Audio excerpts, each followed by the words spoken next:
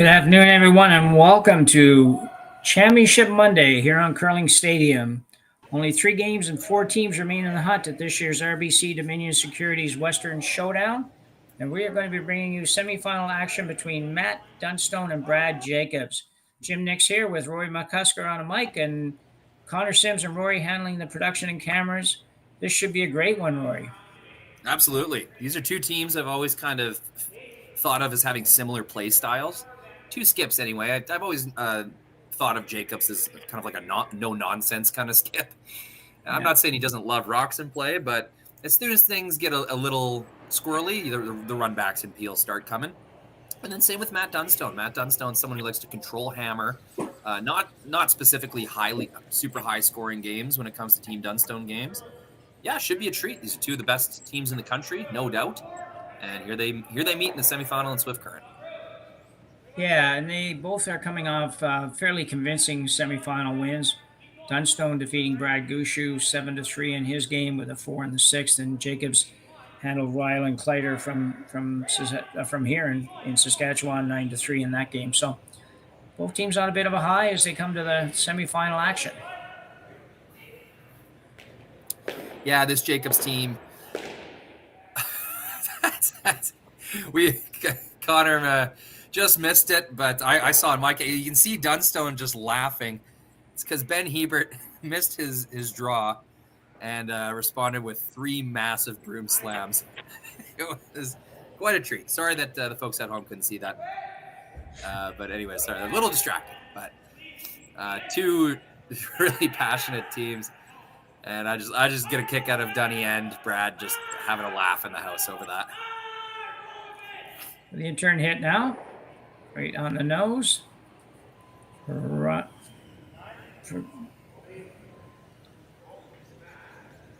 Harden. Jacobs looking for a little bit softer weight. Brett Gallant. Dunstone with hammer here in the first. Harden and brothers back together again. You can see EJ's like physical excitement of being back on the ice in competitive curling. You know, it's never easy to get kind of dumped, you know, in any aspect of the word. And so him leaving Team Gushu, I'm sure he was spending some eager weeks on the couch at home, like waiting for his next opportunity. And here it is, one of the best teams in the world, Team Dunstone, and he's really relishing the opportunity. You can see him very much enjoying himself on the ice, and instantly bringing a lot of experience to the Dunstone team. Already pretty vocal, really engaged in tracking the paths and doing everything that a second rock throw needs to do. And I expect a big game out of EJ. Yeah, it should be a good one. Dunstone now will ask EJ to play the hit. Maybe a little bit of a roll if he can get it. First end's usually a little tougher to kind of be real precise on the weights and line and everything, so it's just a little bit tough to make the roll a little tougher than it will be after a bit.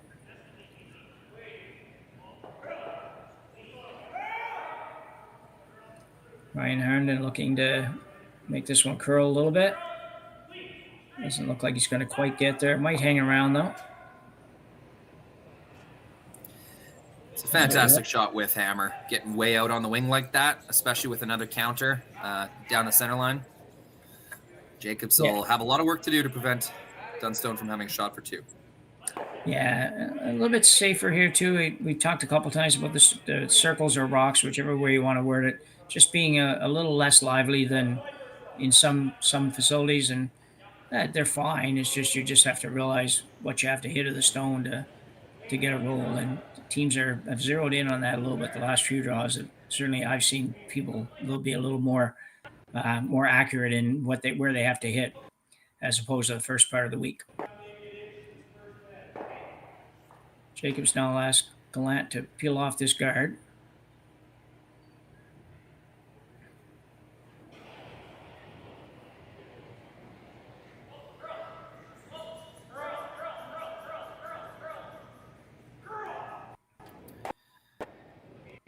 Problem there. They would have liked to maybe pick the red one off the back if it could have got just a little bit more curl. Yeah, I thought we might see them take on a run back, because even if you miss the run back, you're going to leave a center guard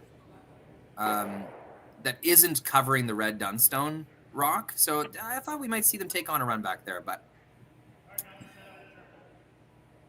no case. No.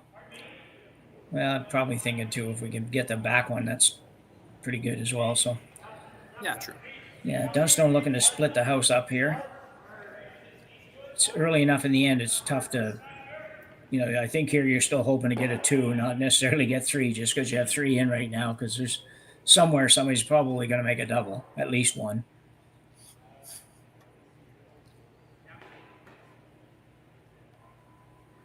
So the intern draw to the wings for EJ Harnden.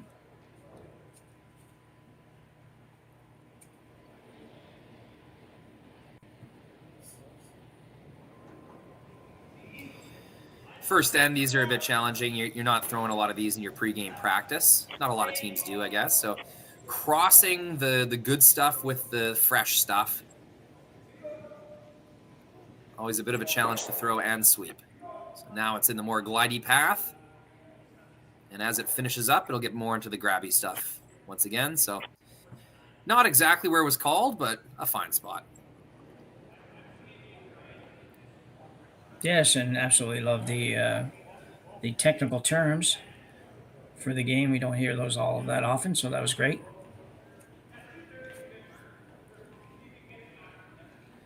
Mark Kennedy knows he's got to make some granite moves, so he just skates down to get a better look at the angles. This is a guy that can really beam the rock right at the broom, so it's important to know exactly where he wants to hit it, because more likely than not, that's where he's going to get it. Pretty close to being possible for the triple here. Yeah, you only have to really poke it a few feet out the side, so not a ton of momentum required.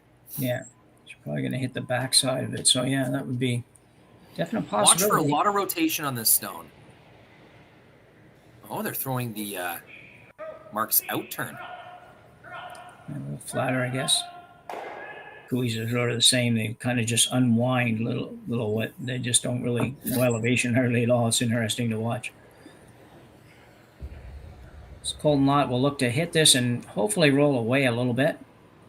Can't get a long ways away because of his own red at the back, but he can get certainly maybe to the center line. Ryan Harnden on the broom. Now EJ trying to make it move a little bit. Looks like a nose hit or close. Yeah, couldn't do much tough better. Double. Yeah. You definitely didn't want to roll much more than that and leave a shooter double. Now, if Jacobs wants to make this double, he'll have to slash it and roll his own out of the ring. So, yeah, as good as they could do, I think, right there. Yeah, I would agree. Jacobs now looking at a hit and roll. Figuring the double is, as Rory just said, if he goes for the double, probably rolls out with the shooter, even if he makes it. So it's looking at a little different plan here.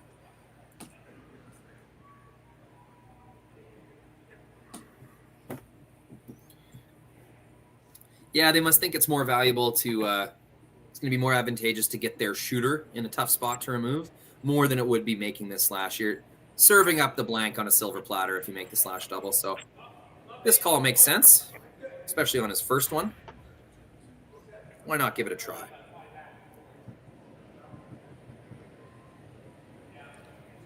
Brad Jacobs first rock in the first end. Always known him as having just such a solid core. Like his physical, his balance during his slide is so incredible. Yeah, it is. Pretty good shot. Didn't quite get over. Dunstone tried to hit and roll back to the same place.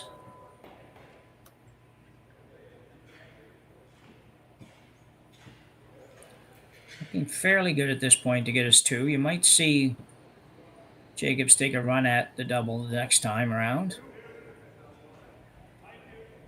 versus the hit and roll on his last one.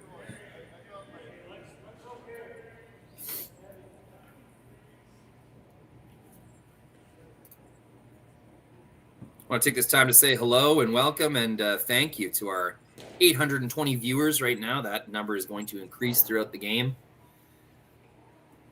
Thanks for tuning in, supporting Curling Stadium. We really appreciate all of the support from the fans, liking and subscribing to our page. It's not just for our own hubris. it helps the YouTube advertising metrics when you do that. So I hope everyone's enjoying their free curling on YouTube and sending this link, this YouTube link, to their friends and family, and saying, I'm watching curling on YouTube, and you should too. At Dunstone now. Well, left it so it's a much easier double than it would have been previously, should Jacobs want to take it on. It's also maybe a little easier hit and roll than the last one because he only has to roll a couple feet, but not a big surprise to see him be looking at this. Don't think he's ever rolling that far.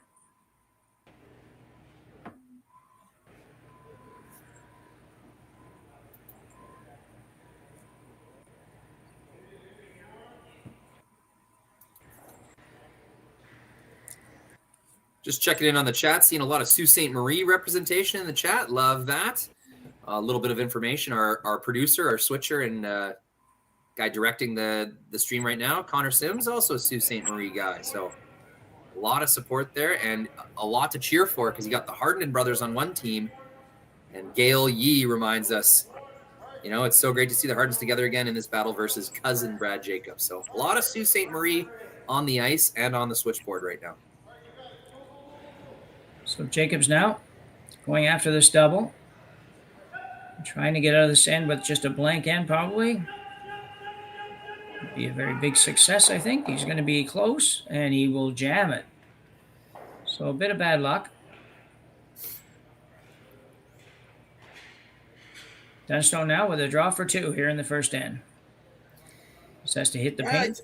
I suppose we'll call that a sweeping error. Maybe Mark Kennedy could have had them on that and tried to get the straight way. They just got caught in between there. To throw that much weight and still stuff it, that's a hard thing to do. So a little unlucky, but I guess you have to call that a missed sweep call. Yeah, there seemed to be a little bit of a mix-up early in that rock just with Brancolette. I don't quite know what happened, but it just seemed a little disjointed there for a couple feet, but not sure that was the difference. But Dunstone now just has to hit the house. Yeah, it's a zero risk draw to the paint. It's a skip's dream in the first end. Their draw to the button path. Nail down that draw weight.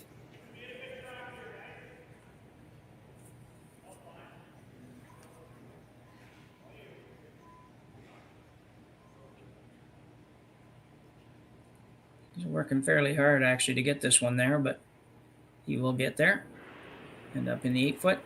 So good shot from Matt Dunstone, and he will take an early 2-0 lead in this semifinal at the RBC Dominion Securities Western Showdown in Swift Current, Saskatchewan. We'll be back right after the break.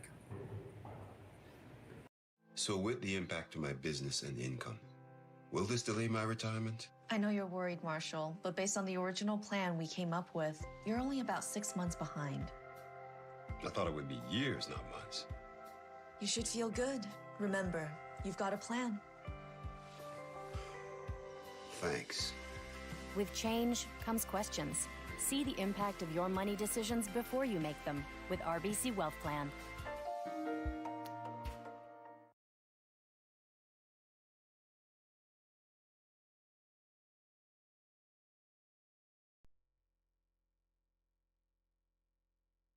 Handcrafted in Canada, Hardline's ice bat has revolutionized curling for over a decade. Engineered with top-tier precision and durability, it is backed by an unmatched 10-year warranty. Designed for curlers at all levels to sweep effortlessly with maximum efficiency, it is trusted by the world's best curlers, including Olympic and world champions. It is quite simply the best brew in the game. Hardline. Join the revolution. Stronger agronomics, better returns, greater peace of mind. From pre-seed to post-harvest, you can count on the Victory Canola program to keep you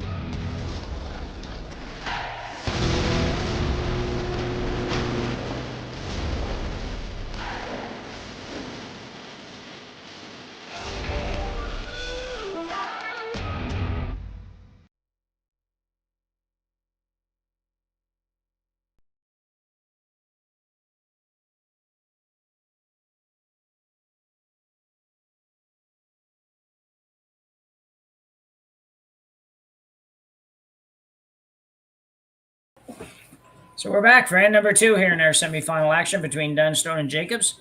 Dunstone with a 2 in the first end. Jacobs now with hammer in end number 2.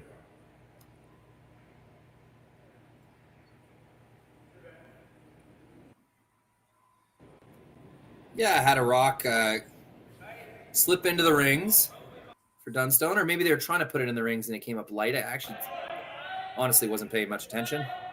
Looking at my cameras. That's good. It's quite an interesting thing to be able to commentate a game and aim the cameras. It's like I can basically just aim my thoughts at wherever I want them to go. So the come around here for Ryan Harnden. Pretty nice shot. It's pretty nice, but since that top one's biting, like they're kind of treating it more as a guard. Yeah, Jacobs can pretty easily remove these two. And at the end of the lead rocks is going to have two rocks in the free guard zone with Team Dunstone having nothing in the ring. So it's going to be a pretty big advantage for Team Jacobs. If Benny Heebs can make this out-turn double, always exciting as a lead when you get these hit shots.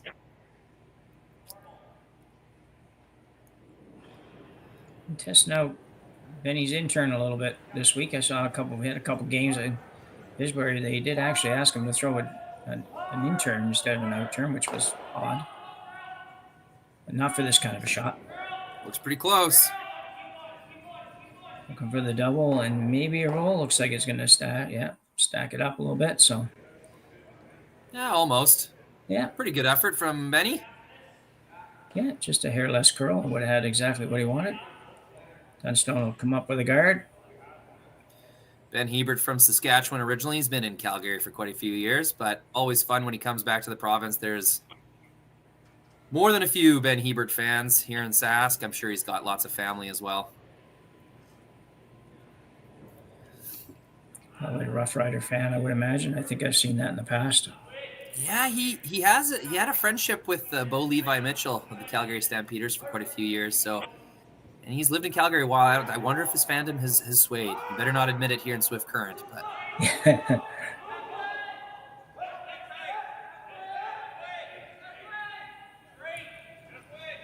so good guard there for EJ Harnden.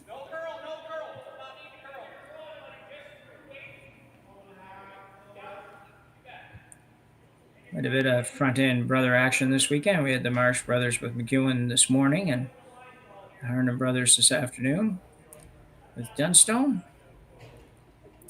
Just checking in on the chat. Good point from Maddox Keane. Dunstone is running the club events so far this year. Hope to see if he keeps it going today. That's true. Dunstone has had quite a lot of success at these high-tier club events. We haven't seen him in a Grand Slam final or semi-final. I'll have to double check that. Definitely haven't seen him in a final yet. But these club events, they've been performing very well. That's going to be kind of like a happy split. Was that the call, Jim? Yeah. Yeah, it's worked out pretty good. That's a rock way out on the wing and a buried stone in the 12-foot. Really good trade for Team Jacobs there. Yeah, it was very nice. Have to switch gears for a second. Team Dunstone up 2. They'll hit the open stone. Probably the smart move. So EJ Harnden now. Look at the hit. Hang around. I'm not sure that they want to roll here. A whole lot going hard to hold it. Right there. Ryan's going to try to make it curl a little bit. They are going for the roll. Should be close. Roll a little bit too far. A little too far. That's a tough roll, though, to come all the way over like that. So pretty close shot. And keeping 2 rocks in the 4-foot, no double available. It's a pretty good result. I'd give him a 4 out of 5 on that. Yeah, I think that's reasonable. Yeah, that's how you and I really start getting in trouble, Jim, is when we start statting the games as we commentate. That's how we get the chat really mad at us.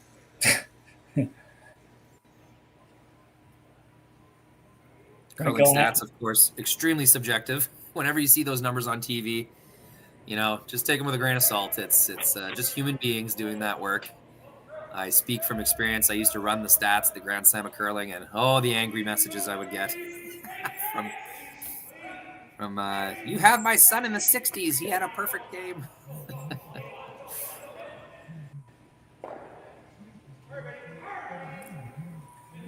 Well, good shot for Ben Gallant. Just a little light if he's looking to remove it, but still a pretty good shot.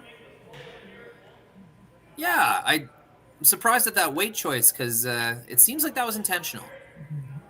They must be waiting till later to see if they can ever count that top yellow stone.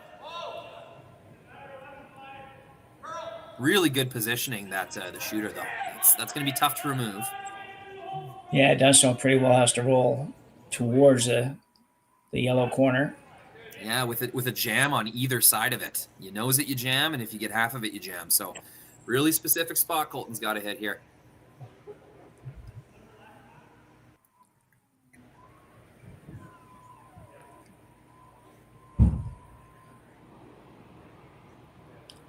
Colton Lott now. Trying to make the out turn, pop it through the hole, and roll a little bit behind the corner. Ryan working pretty hard on this one to get it to curl. It's got a long ways to go. I don't know if it'll get there. It'll come off the back one. No.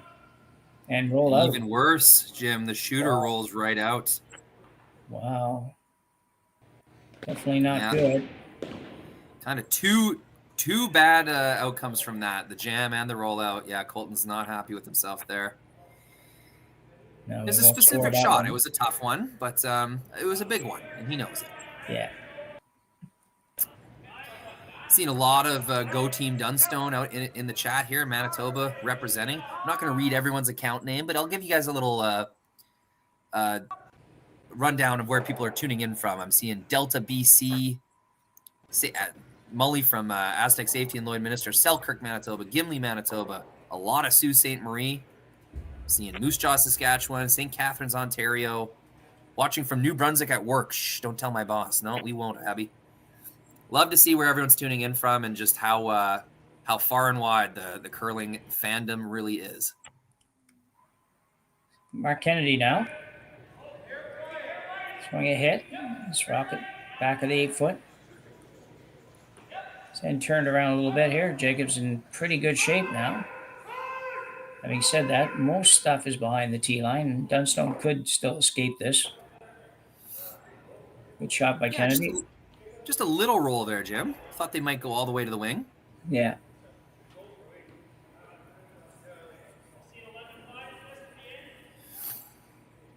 It's a more manageable shot for Colton. A nice little roll here is going to go a long way. Get to the back of the 4-foot, kind of good positioning on top of the other Jacob stone. In a lot of trouble here, Team Dunstone. I agree.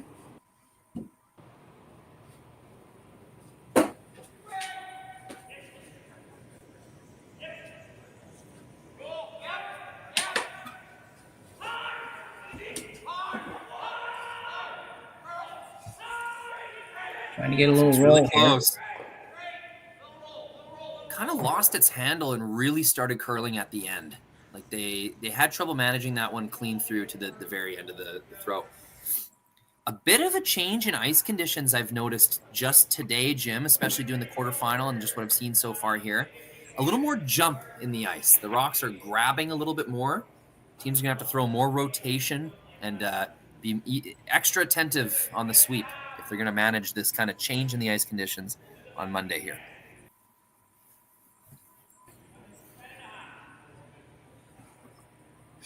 So Jacobs asking Mark Kennedy to make a little hit and flop. Put Dunstone in a bad way here.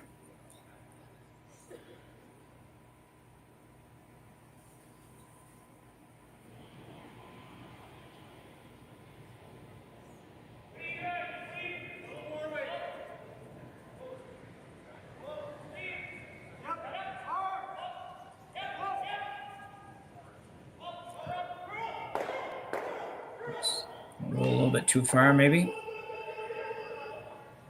Well, makes the hit and roll a little bit easier for Matt Dunstone now. Doesn't have to go very far. it's worth considering just shredding those 2 rocks, making the double. I mean, if you do that, your shooter's going to roll out. Jacobs will draw a better one behind that center guard, and then you still might be looking at giving up 3. So I think I'm with you, Jim. The hit and roll is probably the play.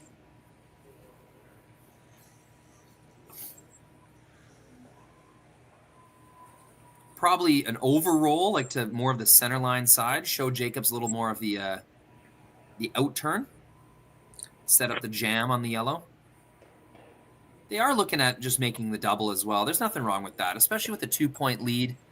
You know that this end did not go very well for you, and to get away with a tie game after these 2 ends, it's going to be an okay result for Team Dunstone.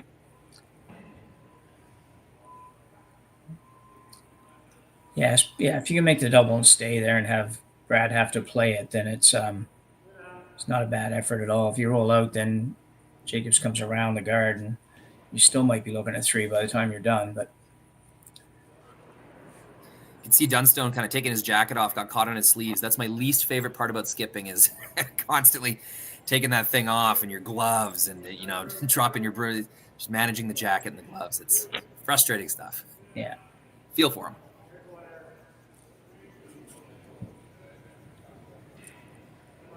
Pretty solid weight at this. Makes me wonder if it's not the double that we got coming down here. No. Worst case scenario, Jim. I know. Well, I shouldn't say worst case. You could have flashed it. But if you're going to make that decision to not use your shooter, you really want to make sure you make that double. Yeah.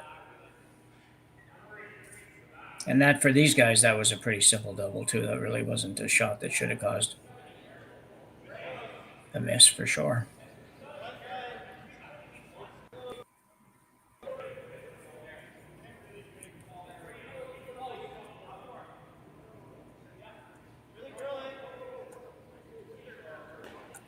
So where do you put it if you're Jacobs? That's the question. Looking at getting possibly 3, maybe even 4 if you put this in the right place. So going to force Dunstone probably to play some kind of a draw to escape here with less than 3. Pretty much a dream scenario, Jim. You're looking at lying 3, all of them under some kind of cover, with only 1 response available for Dunstone. Not only does the opportunity exist, you're facing almost no danger from Team Dunstone. So it's a really, really good scenario for Team Jacobs. Yeah.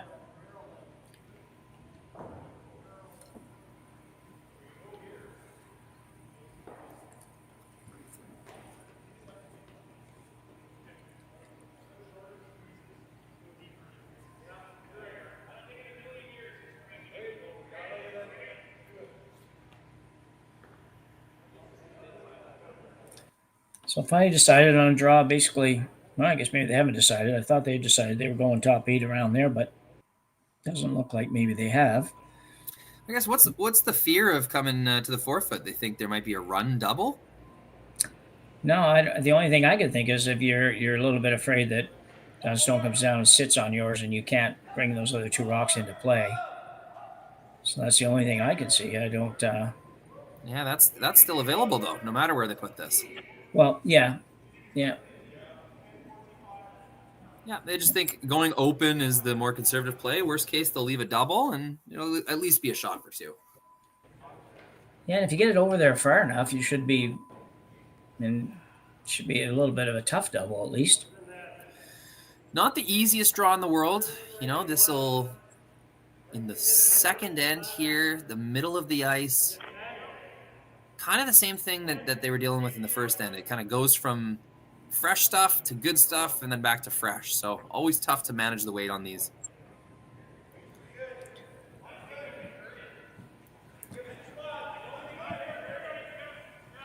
Yeah, you could take this right to the back of the 8-foot here and even it up with the one in the house. Got to get off that guard first.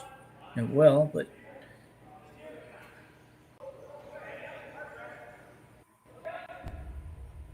there we go. No obvious double. I think that's about what they were trying to do. Going to take another run at it.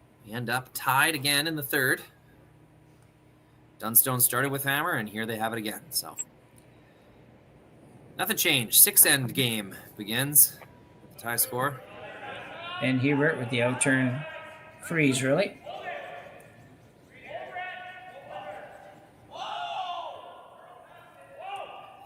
We got a very lively chat. Yeah, they're watching from everywhere, apparently. Yeah, people tune in from everywhere. Quite a few American fans. I'm seeing Toledo, Ohio, Billings, Montana. Quite a few far and wide all across North America. Not just that. Yuma, Arizona, Dumfries, Scotland. All sorts of curling fans tuning in from here, there, and everywhere. Yeah, don't forget the Tim Hortons drive-thru. Yes. Ren is currently in the Tim Hortons drive-thru. If anyone wants anything, just let Ren know. Ryan Harden now. Follow it down.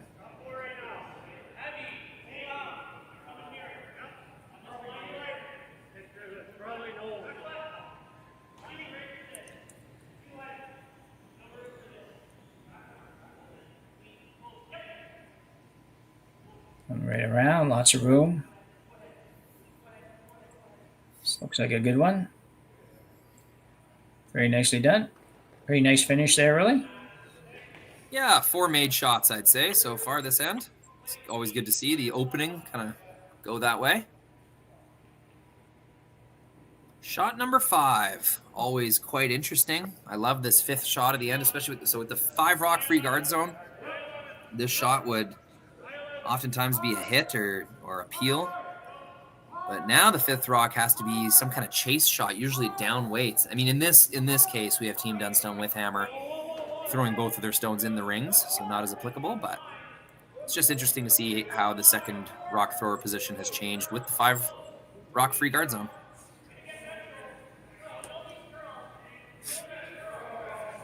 This one's out there quite a ways. Mark Kennedy can get it in or not. He's getting it over pretty good. Yeah, pretty good finish. Not bad at all. I think it's Dunstone's going to now talking about running the center guard back. Yeah, a lot of good things can happen there. That center guard being just off the center line means if you hit it high side a little bit, your shooter rolls off just a touch. It's gonna be a good scenario for a team with hammer. Clear up the middle a bit. Hopefully 2 yellow rocks go. So EJ looking to peel, run it almost straight back, not quite. Gets rid of the guard. Yeah, I got it wide right away. You could see right out of his hand. He kind of said, whoa.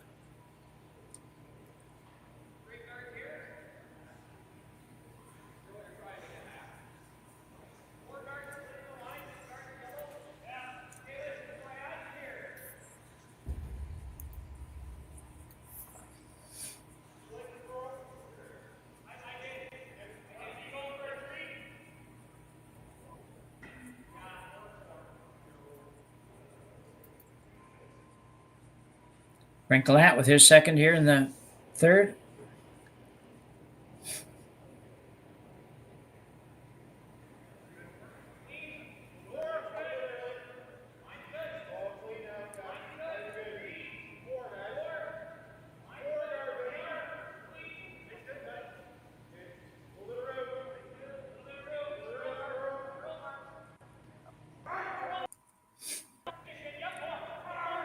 Guard going up.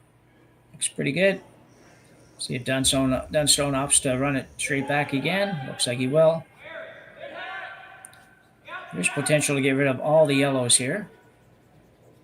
Can hit it in a perfect spot.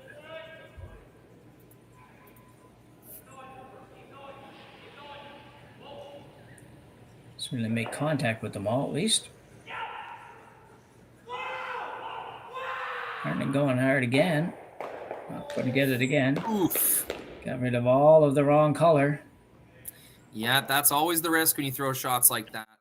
It's always just a fraction away. Perfect is usually a fraction away from a disaster. So that's just the nature of these types of shots.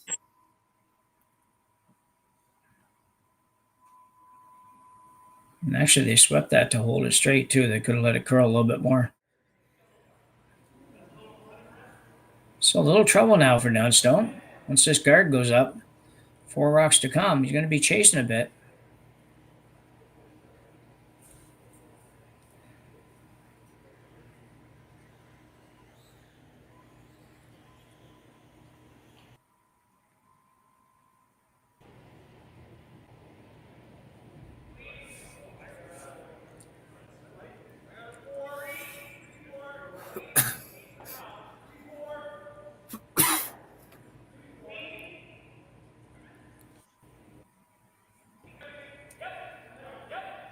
Be very long guard.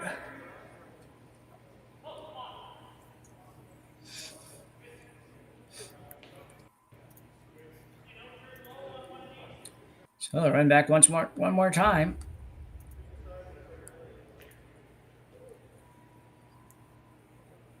Really need to make something happen in the house on this one. Be nice to get them all, but certainly need to move them around a little bit.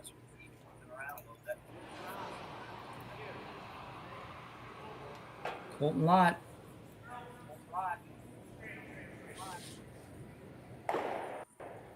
No, not again.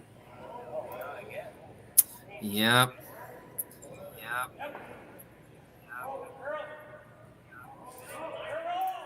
Getting an echo there somewhere. The roll for Team Jacobs continues. That second end was all Jacobs. And now little over halfway through the third. It's a very good situation. Dunstone's It will had be it. up to Team Dunstone to make these rocks move. All Team Jacobs really has to do is keep throwing one in front. He said they've had at least three chances. Really, now to 2 run more back. chances for Team Dunstone to make the run back. After that, they'll be faced with either a tough draw or maybe even a hit to give up one. This guy looks pretty good.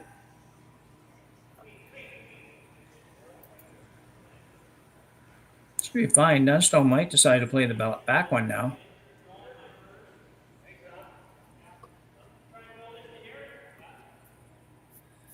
Could go that way. Could actually roll under. Bit risky, but not really a lot, I don't think. It's a long way to go with 2 rocks to get it. So it looks like It's always helping people out learn how to use YouTube and their computer a little better. Just so you know, the other semifinal is being streamed. You can side-by-side watch those on your PC. I don't think a smart TV you're able to do that. Maybe there's multi-viewer on some smart TVs, but if you're watching on your laptop, you can just get two browser windows open. Drag the one to the left side, drag the one to the right side, and boom, you got 2 curling games to watch. That's a little trick. This got to curl a little bit more. Looks really good. Oh, maybe Another trick would be to get one game going on your smart TV and the other game going on your phone or tablet or laptop, and that's another way to watch 2 curling games at once. So, unlike the major networks, we encourage you to change channels and watch some other things. All these games are available on YouTube, so power to you. So the attempted roll inside might not Up have to been about there. 2,000 viewers with us right now, Jim. That's not to mention all the people who will watch later on. So thank you so much for tuning into Curling Stadium, supporting what we do and supporting competitive curling. Okay, so the little inside roll that they were trying to So make no there. peel from Dunstone. They choose to play into the rings. I was wondering when that might happen. They get just as tight to the top yellow one as they possibly could. So turns out there was no inside roll available. Are you hearing me at all, Rory? Connor, you hearing me? Oh, I think that was my fault, Jim. I think I had some settings wrong. Okay, Sorry I was about that. talking away. I couldn't figure out why. You were just talking over me all the time, and I thought, I don't know what's going on there. So Oh, but it's now just- I it's know. 'cause Just a production thing. No, I just think I'm smarter than you, Jim. I just gotta get it all out. No, well, that's quite possible too. I don't mind. No, toying away with settings over here, trying to get the on-ice audio working through my headphones. But Sure, no sweat. sorry about that. No, it's okay. Jacobs now will look at removing this red one. Had Dunstone in trouble this whole end. Dunstone just couldn't seem to make one of those run backs.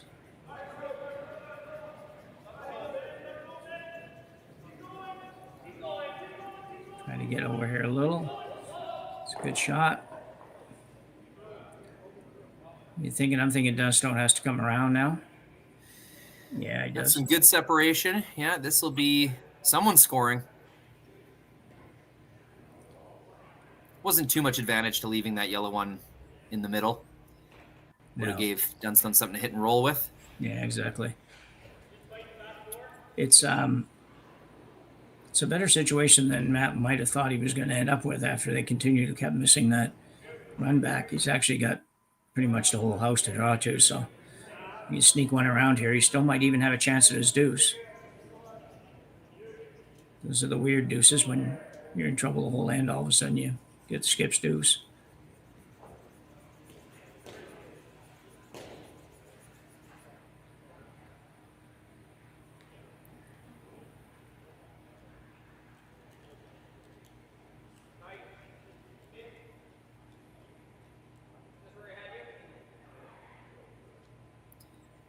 A lot of opportunity here. There's a good way to draw this right around. And with the center guard, Jacobs will have a tough time tapping his own back. So there is a really good spot that Dunstone can get to here. You're going to have to manage the line really well, though. Yeah, that's the trick. See if you can get around it, but not slide all the way to the back. But right now, that might not even be so bad for him. It's got to curl a long ways. Yeah. But we say that every time the rock gets to the hog line. Starting to go.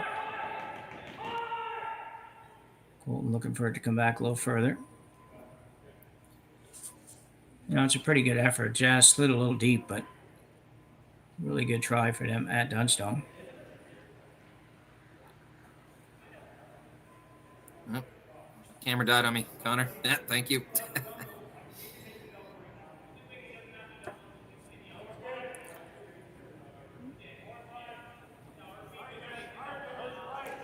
Well, for the first time this end, the Jacobs team at least has to think about what they're doing here.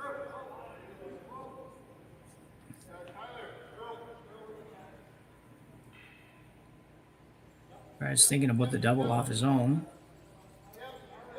Seems a little bit radical for right now to me, but I think all you have to do is get shot rock, Jim. You don't even really need to be buried. Yeah.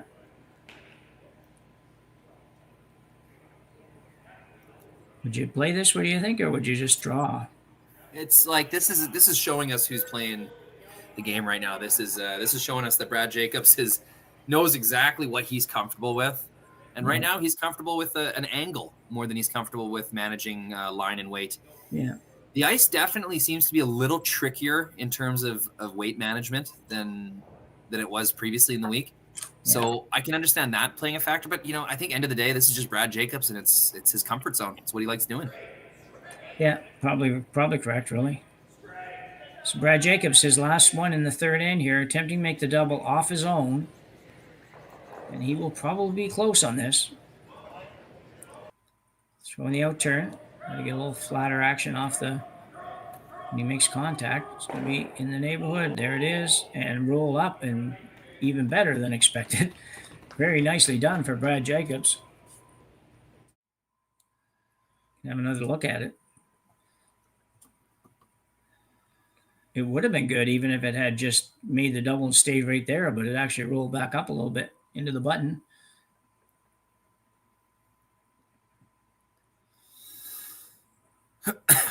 Man, that was a nice shot.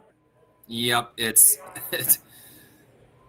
just one reason why Brad Jacobs is the best in the world at certain shots. I think that's one of them. Just knowing what angle he has to hit a rock at and delivering a stone that's right on the money. Him and Mark Kennedy together in the back end of this team, I might even call them number 1, 2 in the world at something like that. Maybe Nick Edin and Oscar Eriksson would be right up there with them, but geez, it's a powerful back end. Yeah. So Dunstone now facing 2. Just kind of threw this shot, really. They're just a shot before, almost identical shot. Just wants to throw that same sort of weight, maybe a foot or 2 heavier is okay, but you don't want to get much more than that. Drawing for one.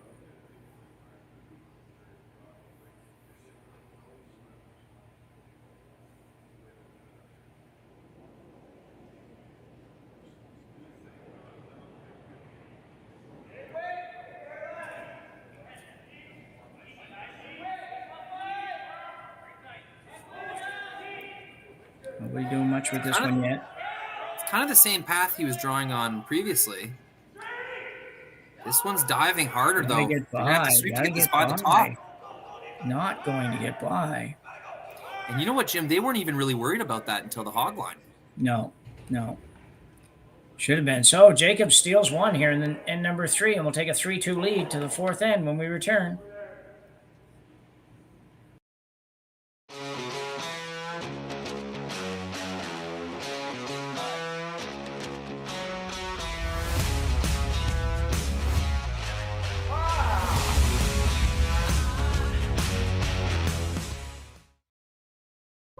I don't remember a time when curling wasn't a part of my life. When I wasn't putting in the sweat and hard work to be the best that I can be. Clocking in the time, the effort to practice day in, day out. Curling is more than just a game. It's a family, a community. And when it's time to play, I know I'll be ready. Hardline, supporting hundreds of our next generation athletes. Saskatchewan, you know Sasktel because we're everywhere. Because being everywhere keeps us connected to you. With Sasktel sponsorships, we get to be part of your community. We're here with you, and we're here for you. It's easy to get started. All you need to do is apply. Sasktel cares. Always has, always will. To apply for sponsorship, visit sasktel.com/sponsorships.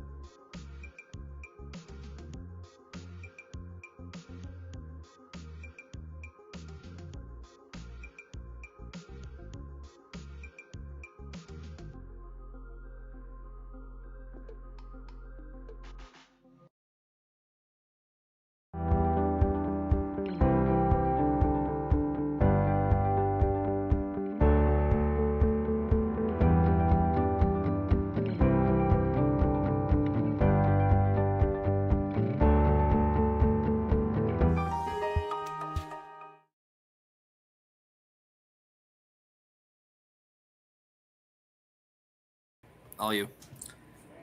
So Brad Jacobs with a steal of one in end number 3 has a 3-2 lead as we go to 4.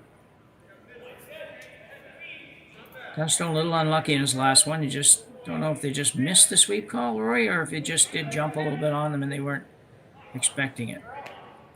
Yeah, it had to have been like the way that the sweepers reacted to it, right? They didn't seem even worried about it until the very end. So that's we got to assume just bit a little bit. And in the quarterfinal game I was doing this morning, there was quite a few rocks that sweepers weren't concerned about it. Line caller wasn't concerned about it. And then all of a sudden, bit of a curl. So a little bit more bite to the ice. They're hitting some patches that are grabbing and curling. Yeah, because perfect weight by Dunstone. It was just that back button weight really, and back 4-foot weight maybe somewhere around there, and it was perfect for weight. But anyway, 4th end though for Dunstone. A good end for him to score and get back on track. Center guard up and a corner guard up. Yeah, first steal of the game, but I think it's pretty well deserved. Jacobs has been outplaying Team Dunstone through the 2nd and 3rd ends. Yeah, absolutely. That was, they've done nothing till Matt made his first shot there in the last end. They hadn't really made much up until then. You have another look at this. As Rory says, it's one thing to make this double and remove the red stone, but it's another level of precision to click it and sit right on the pin once you're done, forcing a really tough kind of draw tap for Team Dunstone. So sometimes in curling, when you're the extra precision, like that last percent, like making the shot 100%, goes a really long way. for sure. So Brent Gallant now.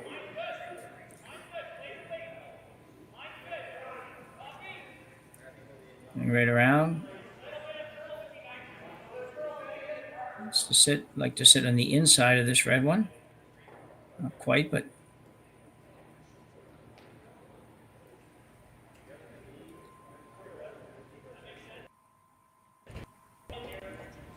interesting call option by here. Dunstone looking at possibly going around the corner. Good look at the outdoor stands, or the on-ice stands in Swift Current.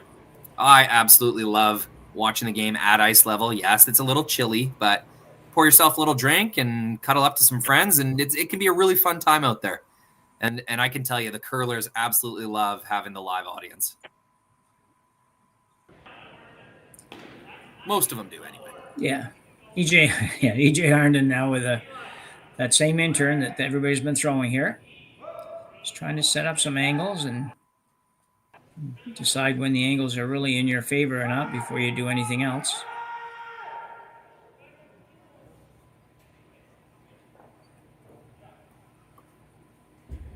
Should be pretty good.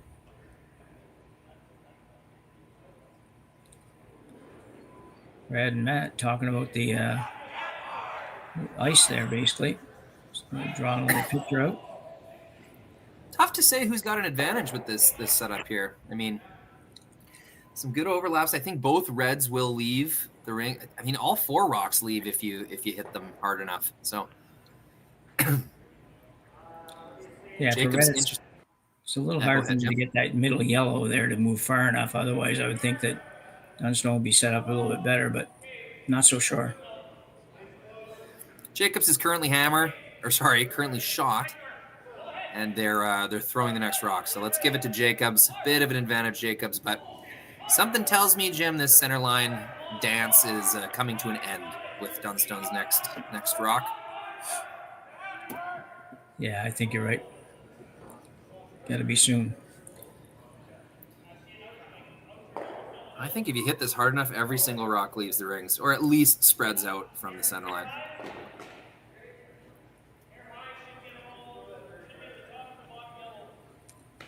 Yeah, definitely going to be some action. You got to make contact. They couldn't do it last end, so see if they have a little better luck this time. EJ Harnden. Yeah, they've been catching some bad breaks on runbacks, haven't they, Jim? Yeah, a little in out on this one, but not going to make this either. Jeez, missed opportunity. I suspect we'll see an overlapping guard scenario now. Could draw another one into the side of the forefoot as well. Yeah, I think you're going to right with the guard call.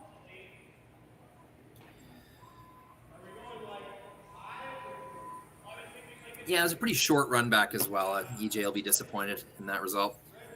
Had to make something move there.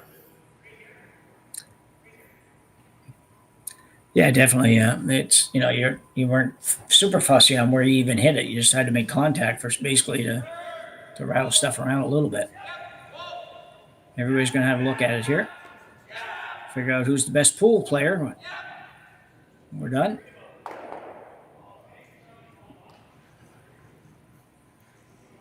And he likes right there.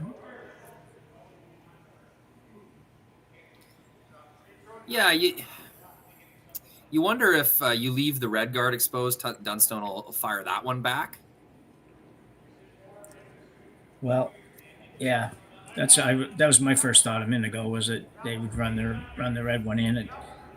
They just don't know for sure if everything goes where you want it to go. But right now, I think he's got to give it a go anyways. He's going to remove, no matter what he hits there, he's going to remove the shot rockets on the button. Is there any advantage to Jacobs rearranging these a little bit? I don't think so. I don't think so either. If they really wanted to steal, Jim, I guess they would want to play a tap and sort of create an overlap to make sure that the eventual big weight that comes at this pile isn't going to send that bottom red backwards onto the button. So there is an aggressive play here to try and defend your rock on the pin. But just leading by one and already looking at a pretty good scenario, you got to think the guard's going to be good enough. Yeah. You can see these teams are very friendly. That's not the first time I've seen. No, they've had quite a bit of conversation back and forth. Yeah, having fun out there. Yeah, 2 Canadian teams. You know, at the end of the day, they're playing for the same country. They'll both compete for the right to represent Canada at the Brier this year. Or I should double check that, make sure both have qualified. But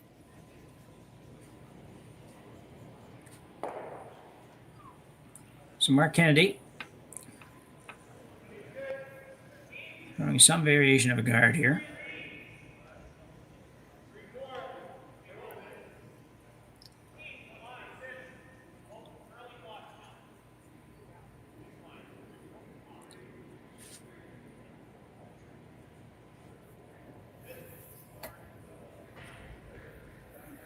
So we'll see if Dunstone chooses to. He's going to choose to pick that one out.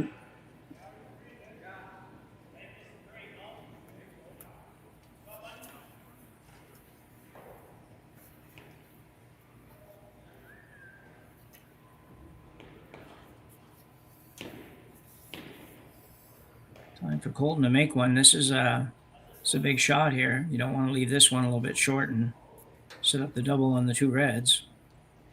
Yeah, running out of time to make something happen here. I'm interested that they're ignoring the guards and trying to play in right now. It's putting a lot of pressure on this shot right here.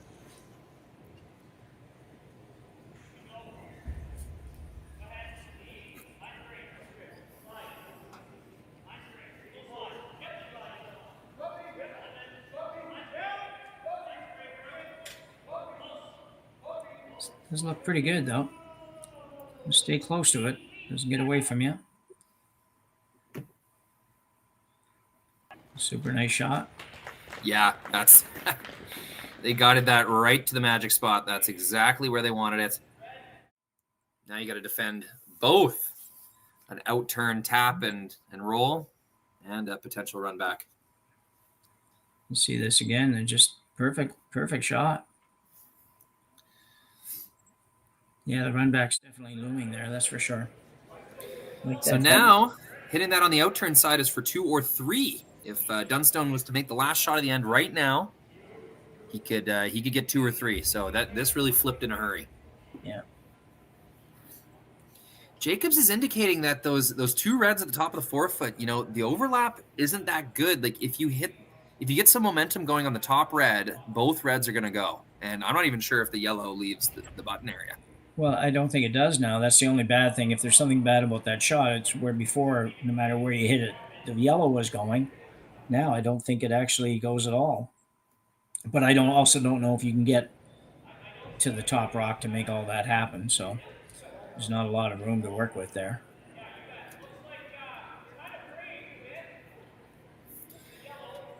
I was kind of hoping Jacobs would move out of the way so we could see the angles. Yeah. Maybe, Connor, if you go zoomed into the house, maybe the tight view. Where's that camera to get that view anyways? Anyway. Yeah. Well, this is just us punching in on the overhead. Okay. There we go. Here. Zoomed in.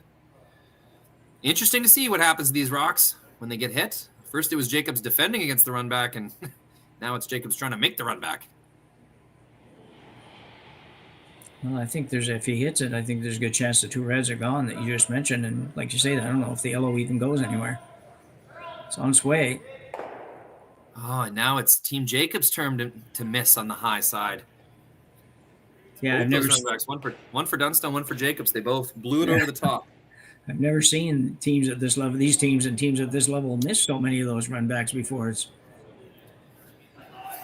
irregular for sure. Yeah. And that one, can't blame the ice. They knew right away that was a curl sweep right out of his hand. Yeah. So now, all of a sudden, this end that looked really good for Team Jacobs after that freeze by Colton Lott and the kind of missed run back from Mark Kennedy. Really big opportunity to continue stacking stones on this out-turn side. Loading up this forefoot for a potential big shot from Matt Dunstone later on.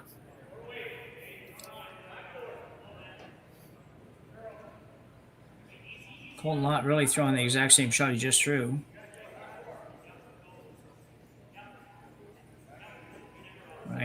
way more weight, Jim. Gonna get over there. Pretty darn good. Curled just enough.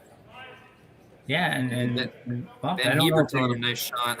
yeah, I don't know if they were trying to bump, but it didn't work out too bad at all. Could make the double on the Reds, though, and he might lose his back yellow, but leave Dunstone just sitting one.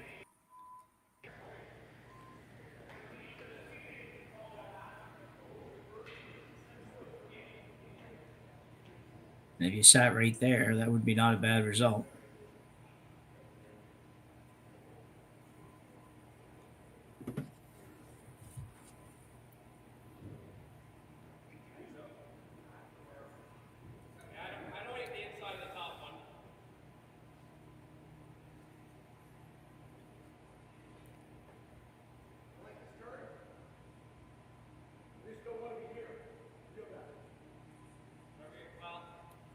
So Brad Jacobs for the out-turn hit.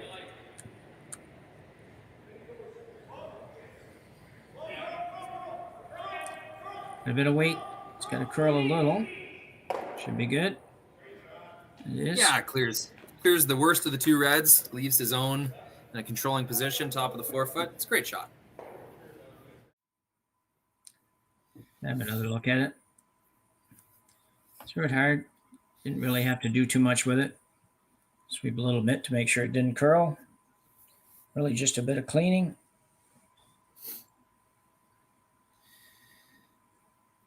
It's a good shot. Makes it a little bit tougher for Dunstone. He's going to come right around on the intern side. He's been good with draw weight. Certainly an easy removal of that red one. That's the only thing. If you get this in the right place, that won't be a problem either. Yeah, where's the perfect spot, Jim? Do you want to leave it right snuggled up to your own red to make sure that it will stay if there's another kind of hit thrown, or do you want to come right to the tee line and make sure there's no double on the outturn side? Yeah, I think you want to come right in, right behind. You can come right behind the red back of the button and you'd be fine, because Jacobs, I think, would throw the same shot he just threw and remove the one and let you have your draw for two. I think that's what I would imagine what would happen. Yeah, I think I agree. Dunstone's first. He's thrown more draws than Jacobs, that's for sure.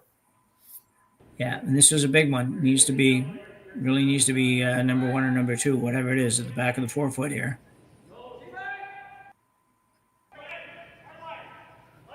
And the boys going on this one a bit. Again, got to get by that top one. I don't think he's getting by the top one. Not. No, it's a big miss, Jim. Yeah. Yeah. And you can see him. He knows it.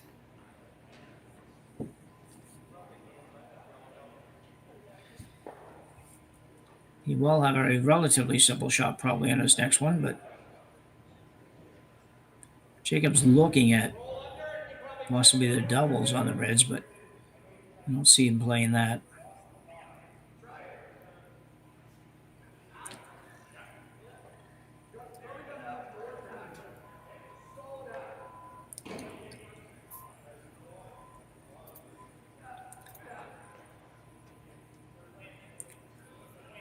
Brent also looking at that shot.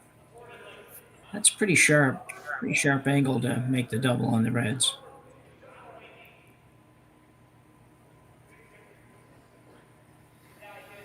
Yeah, is it ever? But that's what he's going to go for. The reward is so good, Jim, like leaving your two yellows right at the top of the 4-foot, 8-foot.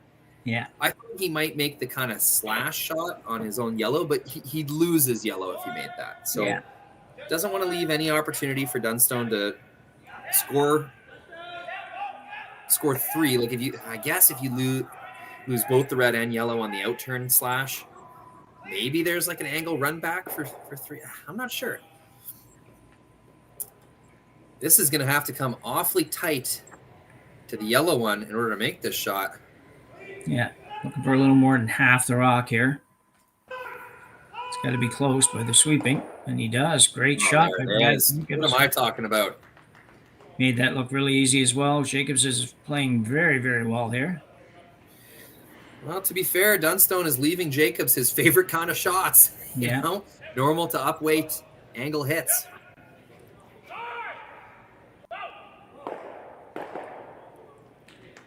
Pretty crazy end. Both teams traded advantages. It's pretty heavy advantage Jacobs, and then Dunstone looked like they had something brewing. Yeah. Now with just a one missed draw from Matt Dunstone, Jacobs punishes him, removes the 2 reds, and now it's a draw against 2. Not the easiest draw either. No, same shot he just had basically, but as we've seen, there's a little bit tough judging everything today, so let's have a little bit more weight than he had the last end, and he need to do a good job on this one. This is a big shot.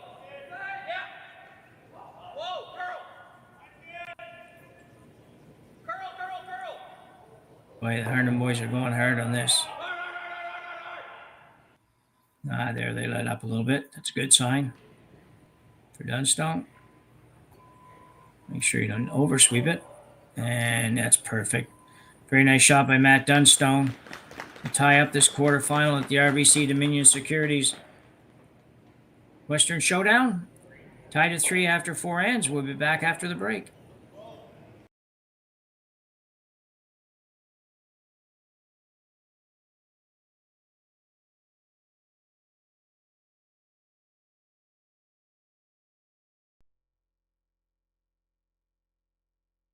Hey Ben, what's the Aztec Safety online e-learning website again?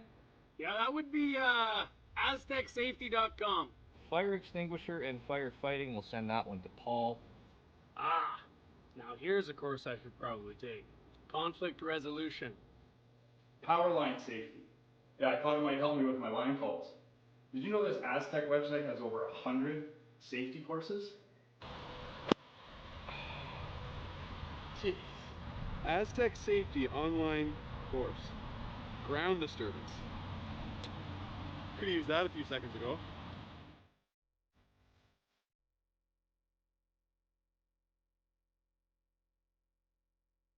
For over 20 years, the Sandra Schmirler Foundation has granted more than $9 million to hospitals across Canada for life-saving equipment for premature and critically ill babies. In the past 4 years alone, $4 million has been granted thanks to the curling community's incredible generosity. The need continues year-round, and with your help, we can ensure every baby has the chance to grow up and become a champion, just like Sandra.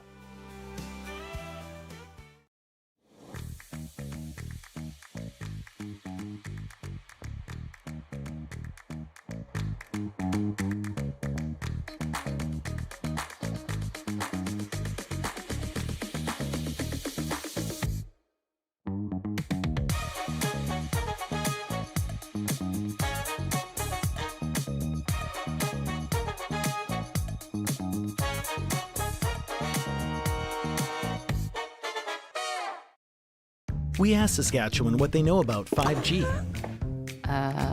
More speed, more innovation. It's gonna make our lives a whole heck of a lot easier. This is what 5G looks like. Better, faster. Sounds like one more G. Sounds pretty good. I don't know what it means.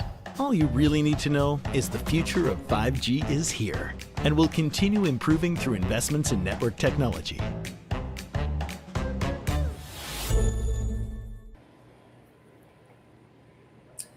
So all tied up after 4 ends here. In the semifinal action on Monday afternoon in Swift Current, Saskatchewan. For anybody that's not watching both games at the same time, the other game is tied up after 4 ends as well at 1. So a couple of really close semifinal games here. That Team Pierce has been the story of the weekend, Jim. And I'll tell you, I did their semifinal game, and they deserved to win that game. And Brent himself was playing very, very well. Had a great draw weight. Every draw he had was perfect. Kudos.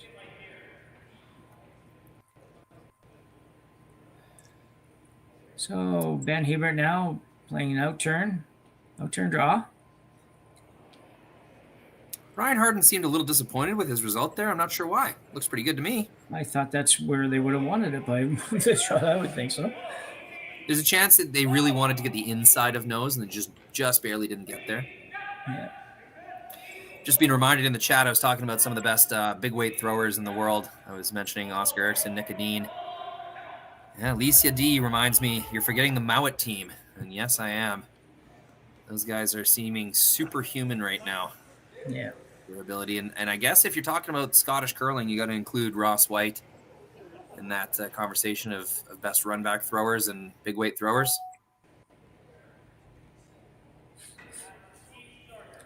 This is why we should avoid these things, these comparisons as commentators, Jim. There's always a smarter fan that will remind us what we're forgetting.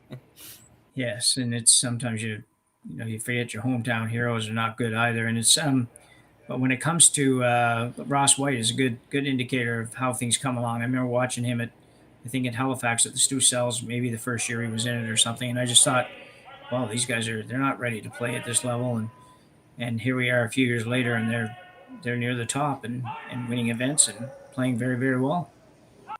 I don't even know if it's the same team, but Ross himself at least is the same guy. So there is some incredible curling culture, the Scottish curling program, British curling. David Murdoch, a longtime builder of the program there. They have got something really special cooking on the men's side, especially. Yeah. Yeah, you will see those. I was talking to Jason Gunlinson one night 7 or 8 years ago when he was still playing, and we were talking about the future of international curling and European curling, and he basically said, well, it doesn't really matter because they're all going to have to play Bruce Mowat, and he said right then how good he thought Mowat was, and yeah, that team is hard to imagine them playing any better than they are right now. Yeah, and so casual about it for the most part, right? It's just I don't know. It's amazing to watch. Really awesome guys, lover of the games. They'll go up to the upstairs, interact with the fans, with the other players. Taking it all in. Really fun dudes, that team. Yeah. Stuffs the fairly easy double peel. Yeah. Gets it really thin.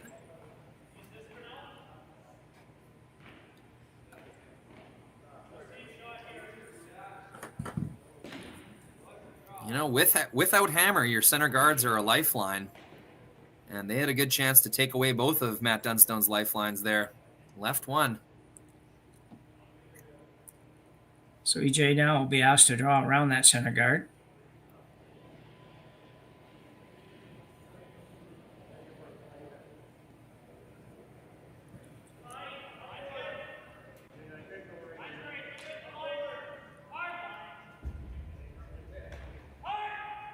No, they're not liking this.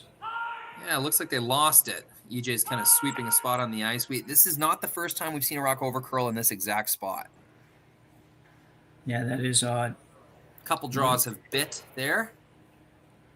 So miss for miss. We've seen that a couple times today, Jim. Usually those misses are few and far between, and it's a big opportunity for the other team to take advantage. But that's a few times now we've seen 2 misses in a row, one from either team. Yeah. Jacob's looking at the double here, or at least the that's his sort of the his double. brain is just automatically calculating hit angles between rocks. And as soon as that came to rest, he knew he had a slash, a way in to remove that troublesome red rock in between his 2 stones. Big shot here, Brent Gallant. Opportunity to lie 3. Oh, it's just soft weight, Jim. Yeah, different than I thought. It's just looking to roll into the pile, I guess. Give the other red a little poke.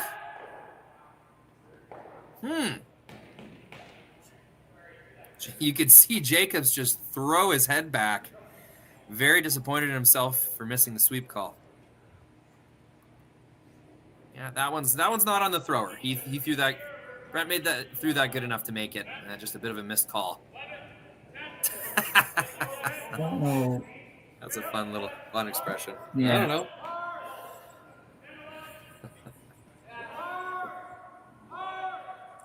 I think he's hurt himself very much with it, though. Really, Rory. Even if Colton makes a shot, you might have 2 reds, but they're not going to be in great positions, and I don't know. No, it's not the worst result, but I mean, it wasn't a dangerous situation really to begin with. No, I know. It was just an open opportunity to make things really good. Yeah.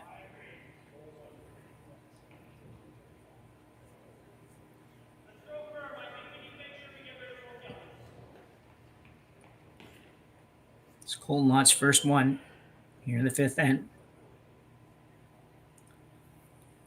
Trying to hit about as much of that yellow as you can see, maybe right about where the broom is, would be fine. Like to hang around with the shooter.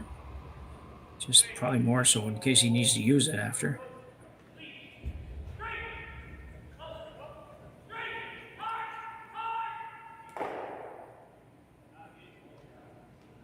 Everything stays. I think that's a fine trade. Yeah, that's as good as you were going to make, and pretty good shot. Double looks like it jams. It does.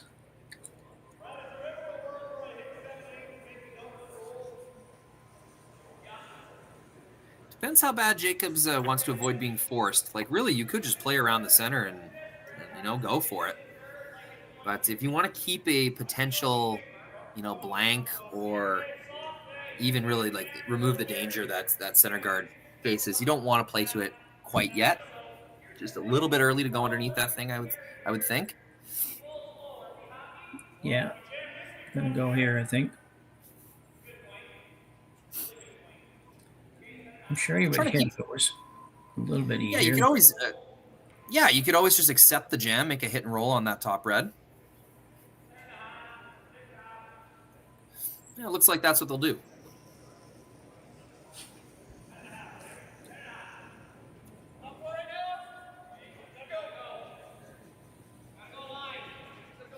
This guy behind Mark Kennedy, I've seen him watching curling all week long right behind the glass. Oh, yeah? A great weekend of curling for Swift Current curling fans. Best ticket in town, that's for sure.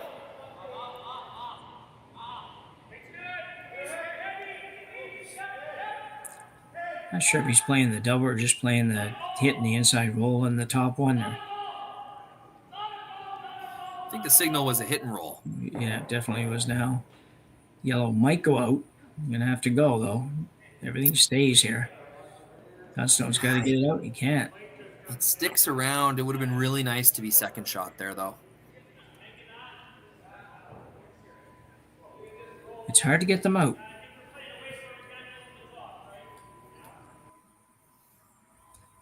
News for Dunstone here is though he can spread these out pretty good and maybe turn this into a force before he's done.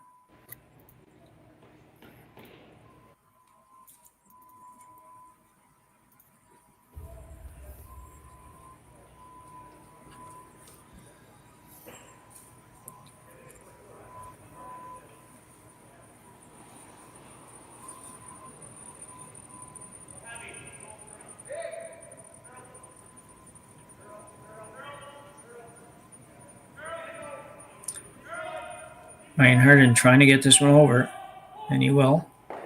Might even make the double. And he will. There it is. So after all those attempts at what seemed to be much easier shots, they probably made the hardest double they've had so far to call. Yeah, and you know what? It's well deserved. Colton Lott's gotten unlucky with a lot of his run backs and hits called. So he's been throwing pretty well. It's good to see him get the reward for that one. Yeah, absolutely. Just how big that freeze last end comes to mind, Jim. That's what really flipped the end around for Team Dunstone. Yeah.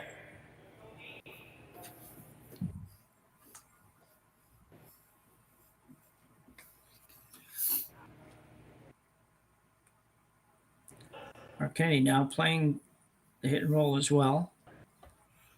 I feel like they'll roll all the way over. Might even try to squeeze out the double themselves.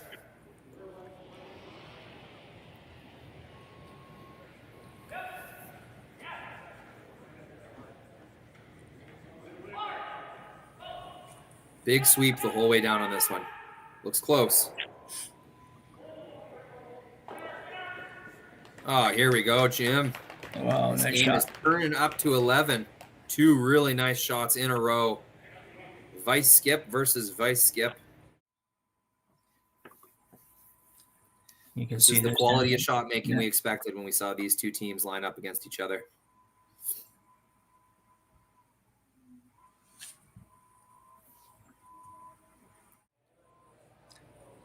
Good shot. Dunstone now probably needs to stay here. I think that, well, obviously if he rolls out, Jacobs will jump around the corner. He may anyways, but I doubt that he will. I think he'll probably hit if you hit. The reward for keeping your shot in the rings is pretty good because Jacobs then will likely have to address it and can't draw around the middle. But as we know, Jim, the only thing you can't do is stuff this yellow rock. The yellow has to leave the rings. That's priority number 1.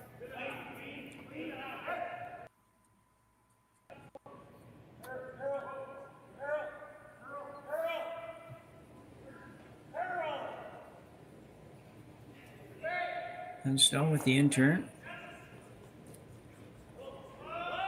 Not a lot of wiggle room out here. There's not a lot of room to work, but you got to find a way to remove the yellow but save yours. And he will. That's really nice. Yeah, very nice. You can feel the intensity ramping up here, Jim. The precision is at a very high level. Misses, I think, are going to be a lot more amplified from here on out. Both teams know. That's they're going to have to make things pretty precise from here on out.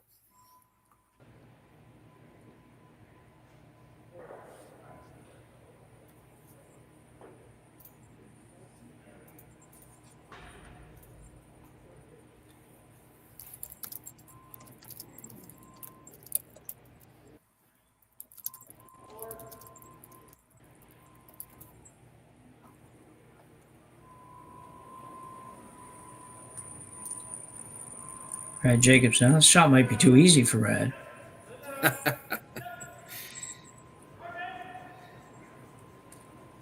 That's a good chance to throw a little more down weight. He's been throwing really hard ones lately, so still hasn't thrown a draw. Jeez, Jim.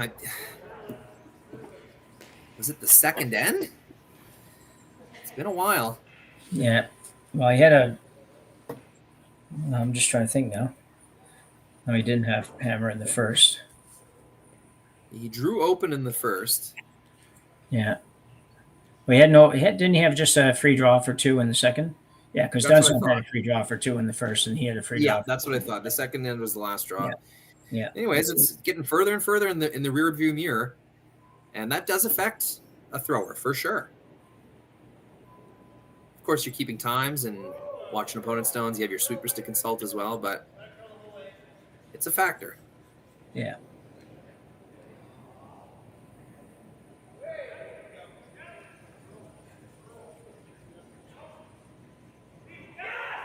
Right now and then, just making sure it doesn't get away from them.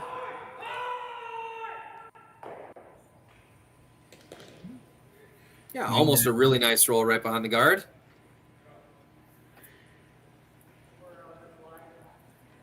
But it would be an open peel attempt. Brad Jacobs, good end to blank at the start of the 5th end. If somebody said you could blank this one, I'd take that in a minute. Be perfect. Oh, absolutely.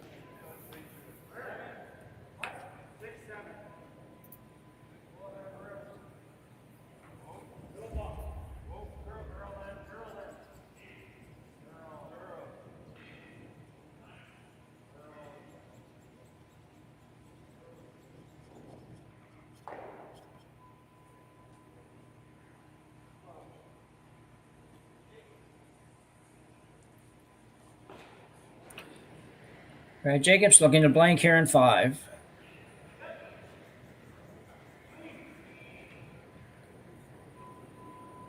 It's pretty good. And away it goes. Jacobs will blank here. Retain hammer. When we come back for the 6th end here in Swift Current.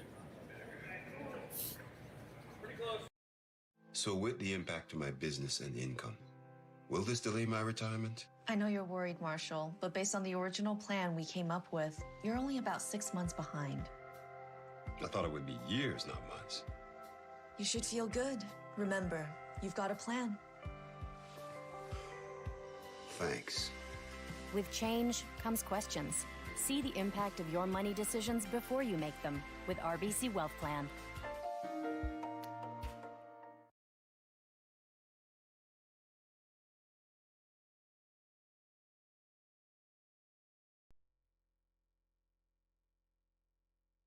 Handcrafted in Canada, Hardline's ice bat has revolutionized curling for over a decade.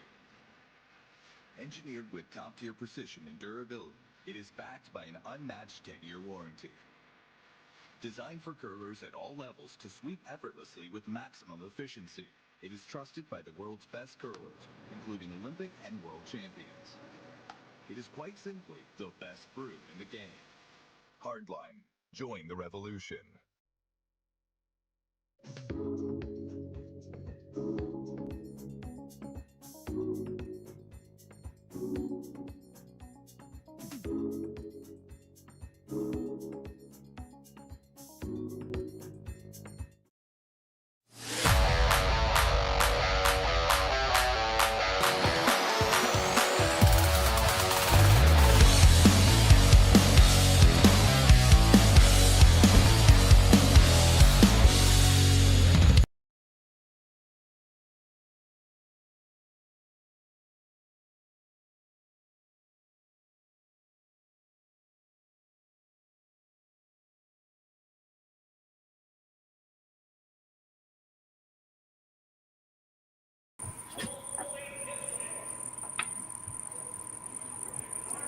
So back for end number 6. Tie game here between Brad Jacobs and Matt Dunstone. Jacobs with hammer here in 6. Whether you're watching on Curling Stadium, we're very pleased to be bringing you these games and look forward to your support by subscribing and liking our channel as we endeavor to bring you as much curling as we possibly can across the country.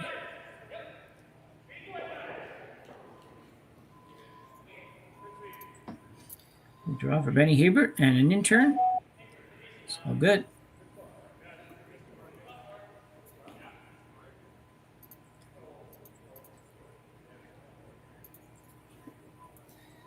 Yeah, tie game scenario, 6th end. I expect both teams to go hard for points here. The analytics for the 6th end are very interesting. If you score a single point, it does not increase your chances of winning. It stays at about 65%. If you score 2, shoots up quite significantly, and then the most significant is a steal. Brad Jacobs would take his team Matt Dunstone would take his team from around 35% to up to 65. So you see teams go really hard for a steal in the 6th end, and you see teams kind of try to prevent a steal in the 6th end, and in some cases go really hard for 2.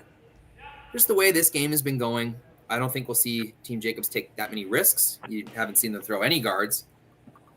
They'll play to the middle here, try to gain an advantage, and if it doesn't work out, they'll blow it all up. A blank and a single point are, in terms of percentage chance of winning the game, about equal. Benny Herbert being asked to a little bump and roll, kind of. And Gallant working on it. He's to curl.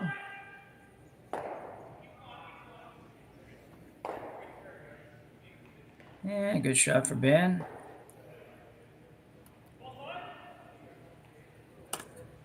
And Stone now look for a little hit and flop.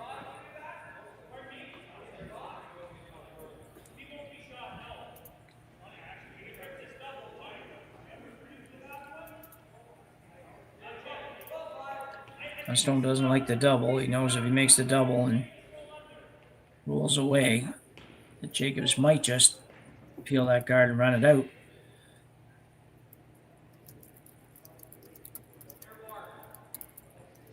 So EJ Harnan looking for a little bit of a hit and flop inside.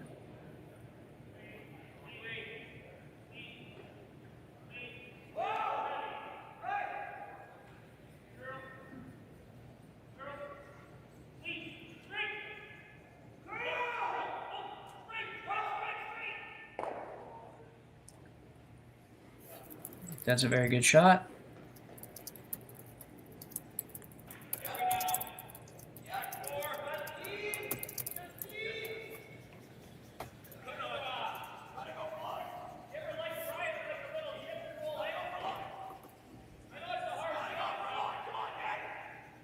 Yeah, Team Jacobs able to peel now. They see that they're shot rock at the back, so kind of a tough decision. Yeah, it'd be interesting. Do you go straight back at this and make the double that way and save your one at the back, or do you not worry about that? Or play a little down weight and try to roll to the corner? That's looked like what he's going to play here. You say we see this shot more than we ever used to see it.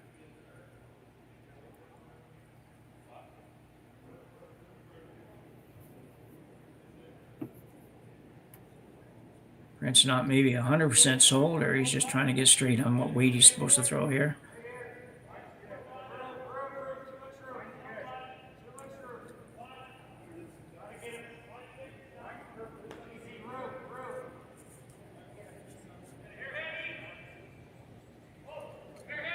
Lots of rotation on this.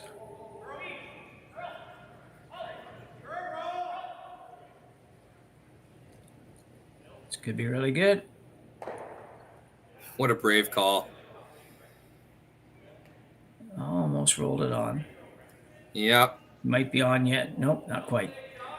Just had to make sure he missed kind of that way. Make sure you get it out of the way, if anything.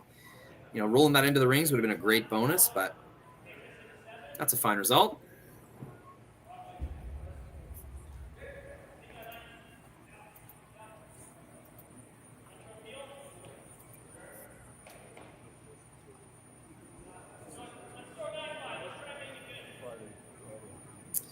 This is looking pretty blankish. There's a lot of stones left to come.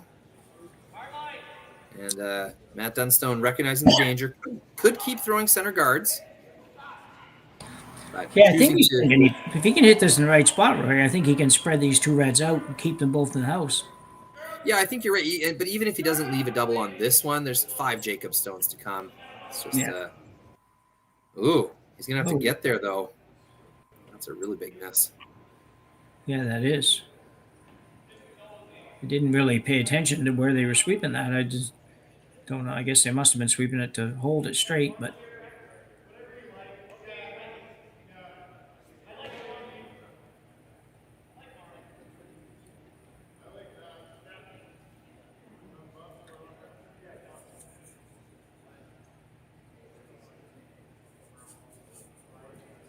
Frank Gallant now will play the out-turn hit at the 1 in the 12. Barely in the 12, but in the 12. Let's go.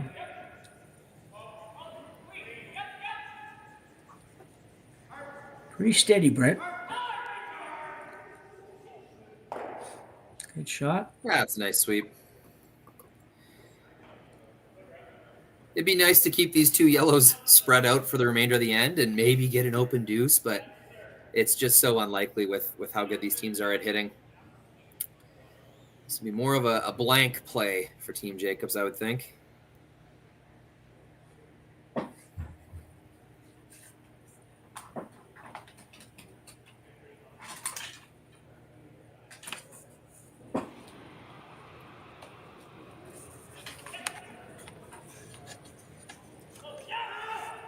Colton Lott looking for the double.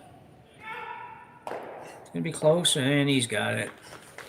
It's a great shot. Colton Lott's on a good streak here. He hasn't missed in a long time. He's made almost every shot that's been called of him for the last few ends. And one more look at this one.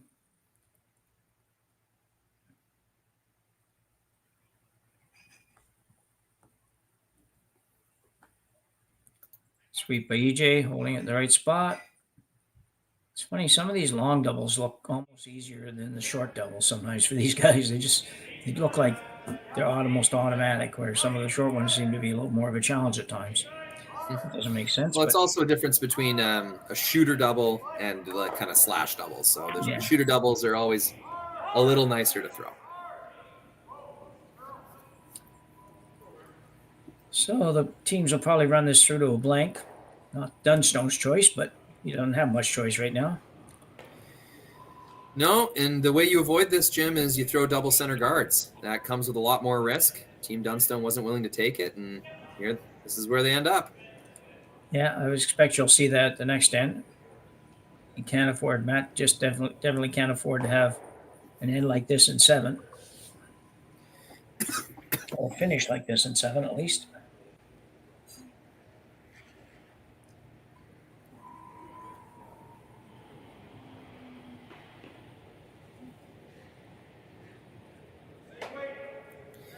Making up some time. This hasn't been a particularly slow game, but curling ends in general take longer than they used to. It used to be kind of a rule of thumb, about 15 minutes to play a curling end.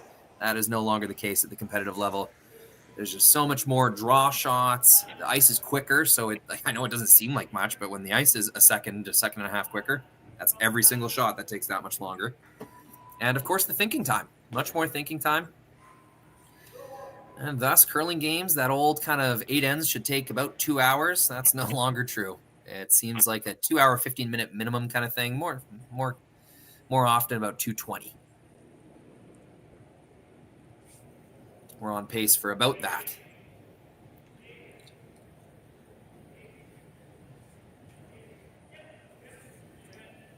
Dunstone with the outturn hit here. Just a hit and stay.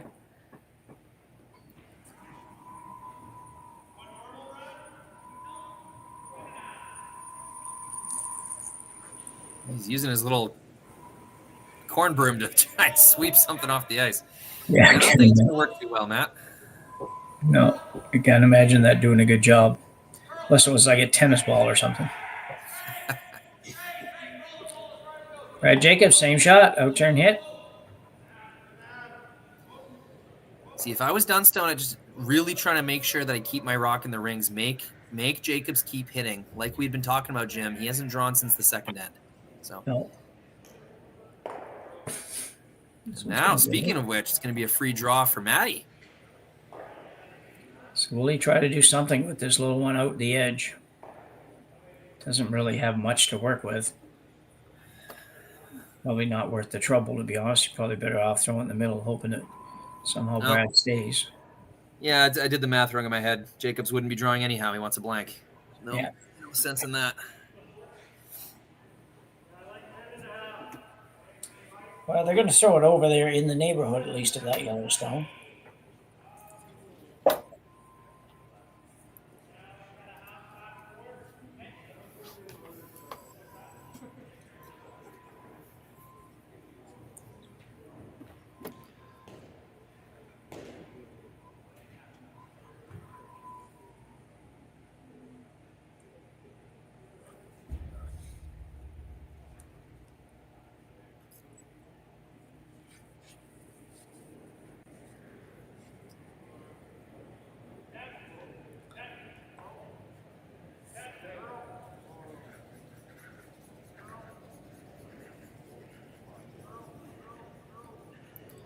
Well, this would be a very cheeky freeze if they're able to lock this on the rock that's barely hanging on to the field of play. Good little practice shot for Matt. Keep his draw weight in his back pocket. He's working hard at this. Line's pretty good if they could get it there. Gets a piece of the rings, forces Jacobs to deal with it. Nothing wrong with trying that, Jim. Oh, no, I agree.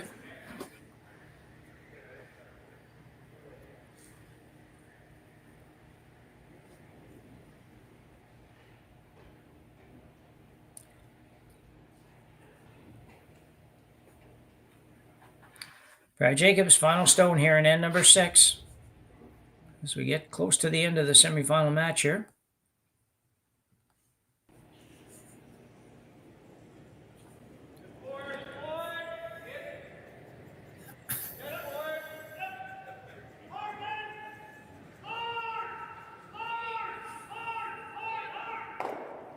Oh, no. Oh. Is it in? I'm not sure. I don't think so. Well, Dunstone allows Breck to kick it off. That was pretty close. So we have a blank end here in end number 6, and we'll go to end number 7 at the RBC after Dominion Securities Western Showdown here right after the break.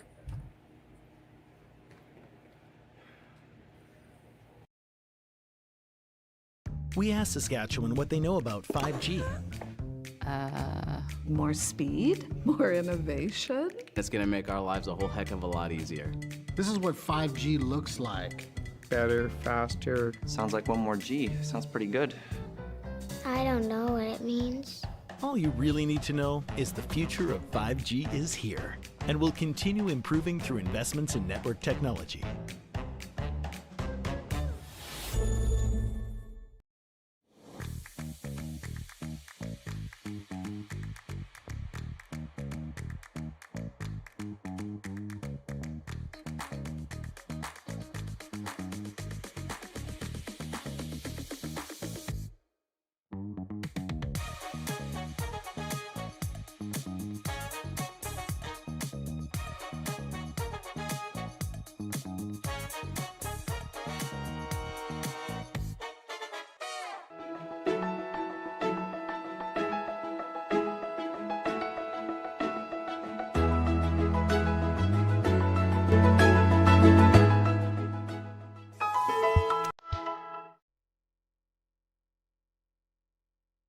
Hey Ben, what's the Aztec Safety online e-learning website again?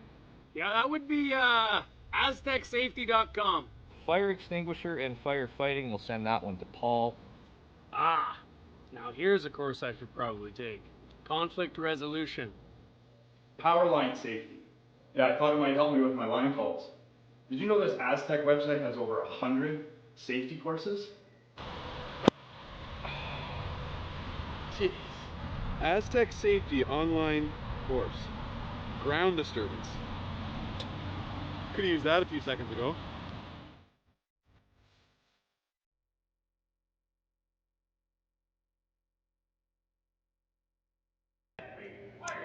So 2 ends to go in regulation time here.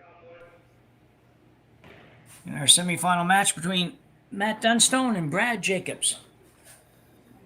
Yeah, this 8-end game has been reduced to 2 ends. The only difference is Dunstone started with hammer off the bat, and now Jacobs will have hammer in this 7th end, tied up. This semifinal did not disappoint. We've had some misses here and there, and teams have traded misses, certainly, but there's been some great made shots, and especially in the second half of this game, Jim, I think we've seen the shot making kind of rise to another gear. Yeah. For those that are wondering and don't want to flip over and check right now, Brent Pierce did pick up 1 and 6. Now trails 3-2 to Cooey. Cooey with hammer playing 7. So both very low scoring affairs and very close games. We expect them to be close. I don't know if we'd always expect them to be this low scoring, but not a real shock the way these guys can clean things up sometimes.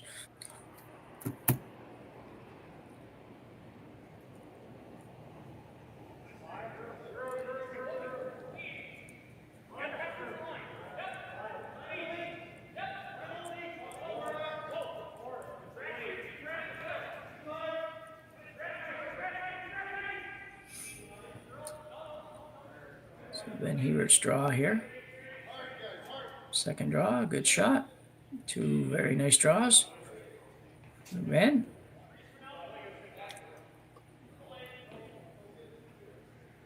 EJ Herndon now be asked to follow that down.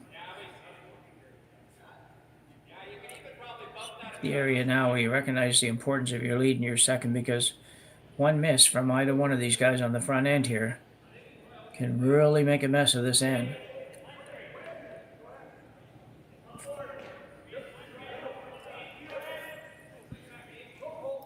Yeah, stakes are certainly high now, especially with 2 center guards like this. You can feel the advantage slip away really quick without hammer. So 2 center guards up means nearly every shot needs to be made by Team Dunstone. Yeah. That's not really a great one. No, not able to promote it. It is fully buried. Just came up light. Those 2 stones of Jacobs. You got to think that's going to take 2 rocks to get rid of those.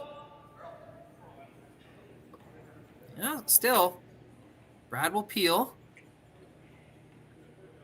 Thought he might press his advantage in the forefoot, but knowing that things could turn around real quick with the run back ability of Team Dunstone, they'll play it safe and clear the top one. And with that setup that's there right now, it's going to be really tough for Dunstone to turn this into a, even this early in the end, it's looking a little bit difficult to turn this into a force or a steal, either one. So throw up another guard.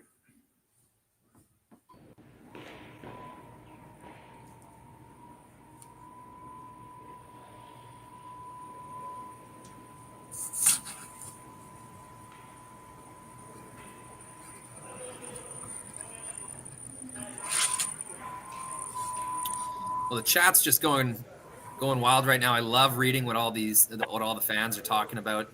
Looks like they're talking about time clock and 8 versus 10 ends, blank end rules. This is what's so fun about watching curling on YouTube, guys. Oh, geez, I don't think they get it over. He did not. Man, that is crazy. Yeah, slipping a little bit, EJ Harden in the last few ends. That missed short run back in the 7th. And then, yeah, that hog stone. Those are significant misses. So Brinkelette now looking to peel both these. And if you do, Dunstone's going to be facing a tough decision. Got to curl a bit, huh? I did not think they were trying to get that over the top. I think that was pretty outside. Pretty outside by these standards, a few inches out. That's all I mean by that. Wow. Yeah, Brent didn't look to be terribly happy with it when it stopped, so I assumed it wasn't exactly what he was supposed to do. Not a bad end, I don't think, but it does leave that ever-present possibility that it could be a rock that forces you to take one somehow. So Colton Lott, try to hit this right on the nose. Stay right there.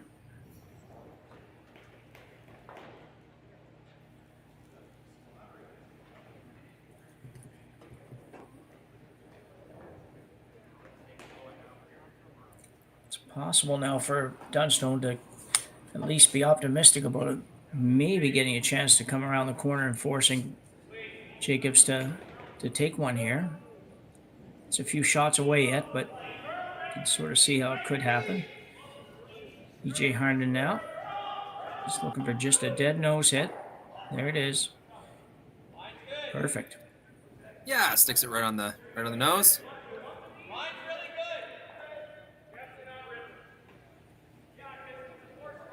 That's the universal signal for blow it up.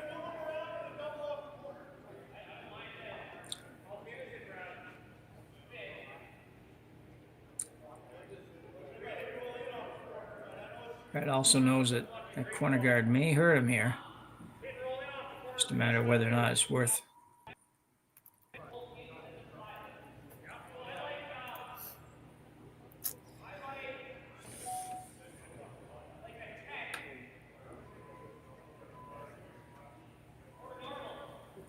Mark doesn't care. Whatever it is, I'll make it, he says, and go from there.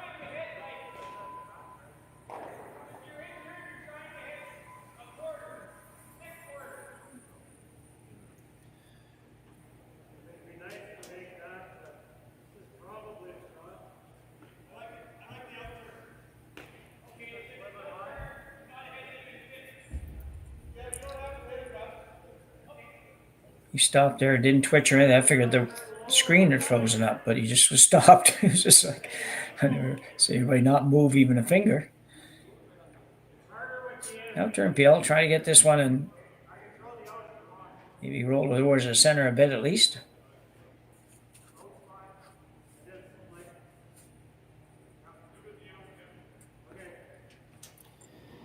Yeah, they're kind of caught in between worlds here. Like they actually have a pretty good setup to score 2 if they wanted to. Yeah.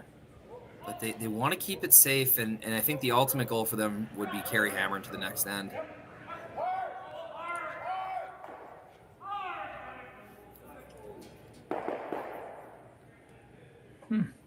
Yeah, not so. I don't really know about that. Yeah. I thought maybe they're trying to unlock, like they would have liked to roll in and sort of clip the red off of its frozen positioning.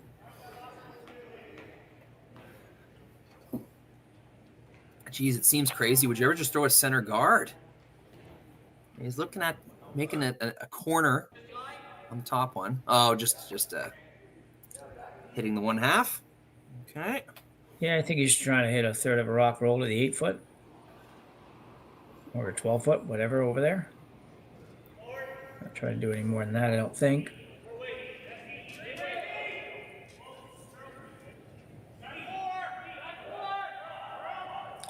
Yeah, it might not even. It's got to go up. Got to come up. Just got to stick in the rings, really. That's a beautiful shot. Yeah. Dunstone team seems happy with the setup right now.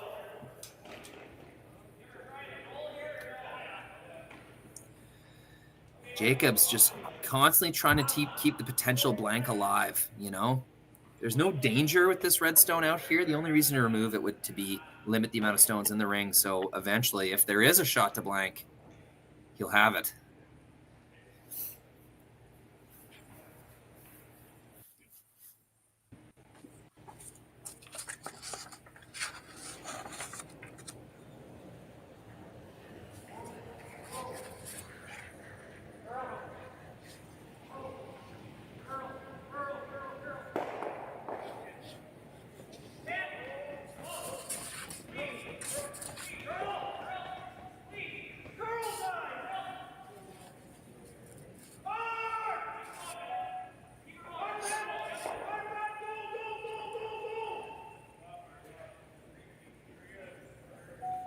Gets a bit of a roll.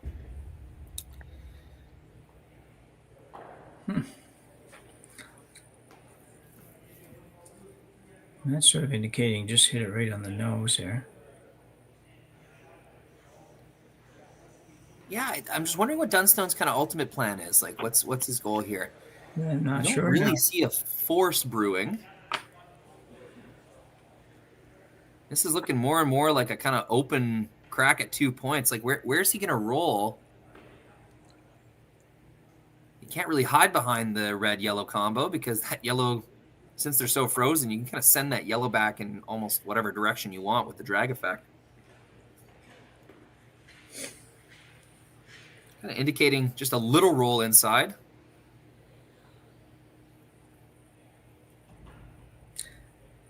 Yeah, I guess I'm assuming he's trying to set up some kind of a double on his next one, or some kind of way to at least sit 2 after his next one. Yeah, it's just when Jacobs returns the hit and doesn't leave a double, what's Matt doing then? Is he giving up a shot for 2? Well, if you hit this on the nose, then Jacobs would want to hit it where? The nose or inside? Well, I would think you'd roll out just enough so your second shot. Okay, so you'd still want to be second shot. I don't know how possible that's going to be rolling out. Yeah, you're right. Yeah, as these get higher and higher. Yeah, circle just gets a little closer to you. Anyway, let's see what he does. Looking for a nose hit for now. Or maybe a little inside. It's going to roll quite a bit inside.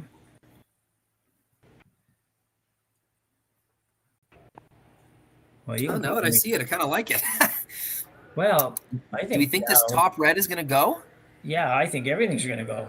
I think he's going to hit the red hard on the right-hand side as we look at it there, or maybe not too hard because it's going to drag a bit. Yeah. And with some weight, I think there's not going to be anything in play when the shot's done. Well, maybe the shooter. Yeah, I mean the yellow certainly drags. The bottom 2 stones are gone for sure. Yeah, he's going to throw it pretty hard because you don't want that yellow one to hang around.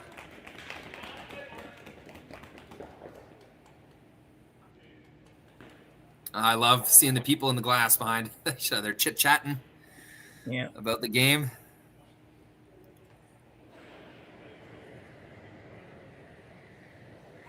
It's Brad Jacobs with a kind of a combination pool double here, and he will make it as expected. A different rock stayed than I thought would stay, but the yellow one did hang around the back.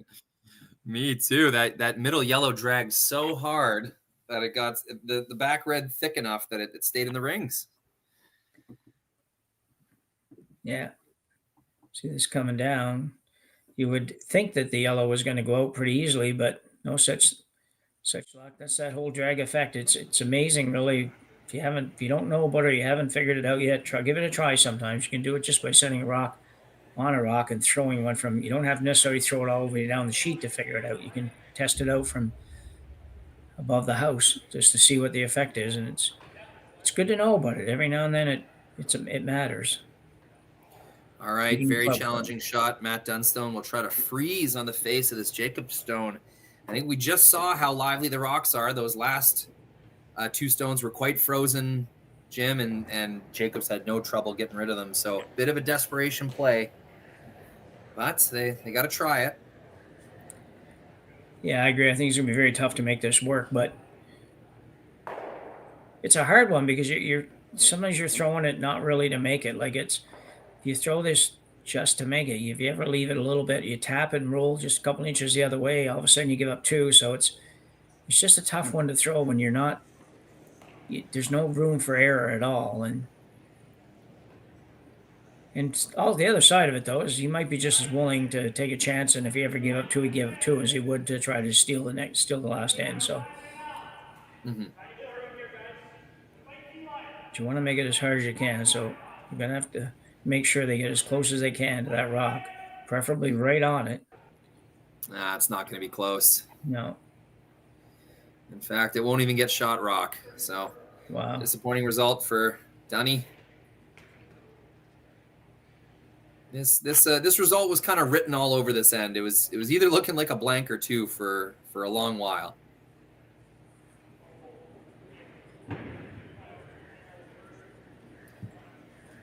$3,500 people watching now. Congratulations, everybody. You're part of a historical event.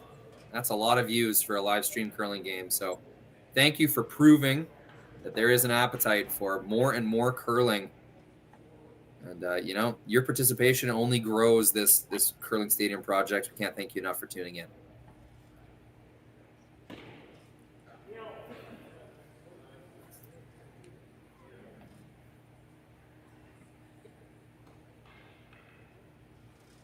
So Brad Jacobs with an open draw to the 8 foot for two, or close to the 8 foot for two. I think Team Dunstone was hoping for Brad's eventual draw to be a little higher pressure than this, but now with his first draw since the second end, he's got a lot of paint to work with.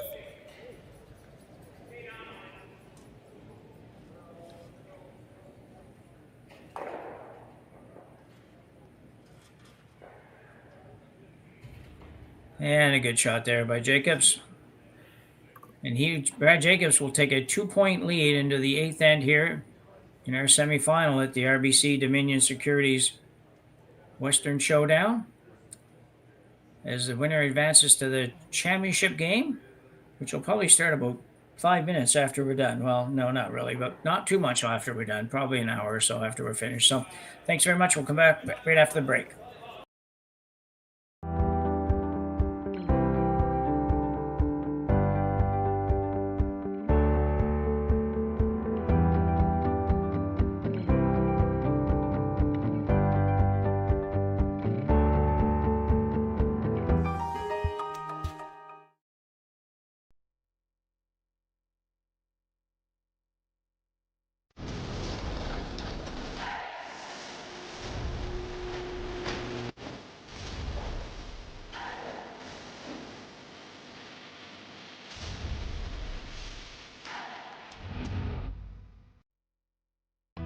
Stronger agronomics, better returns, greater peace of mind. From pre-seed to post-harvest, you can count on the Victory Canola program to keep you. I don't remember a time when curling wasn't a part of my life. When I wasn't putting in the sweat and hard work to be the best that I can be. Clocking in the time the effort to practice day in, day out. Curling is more than just a game.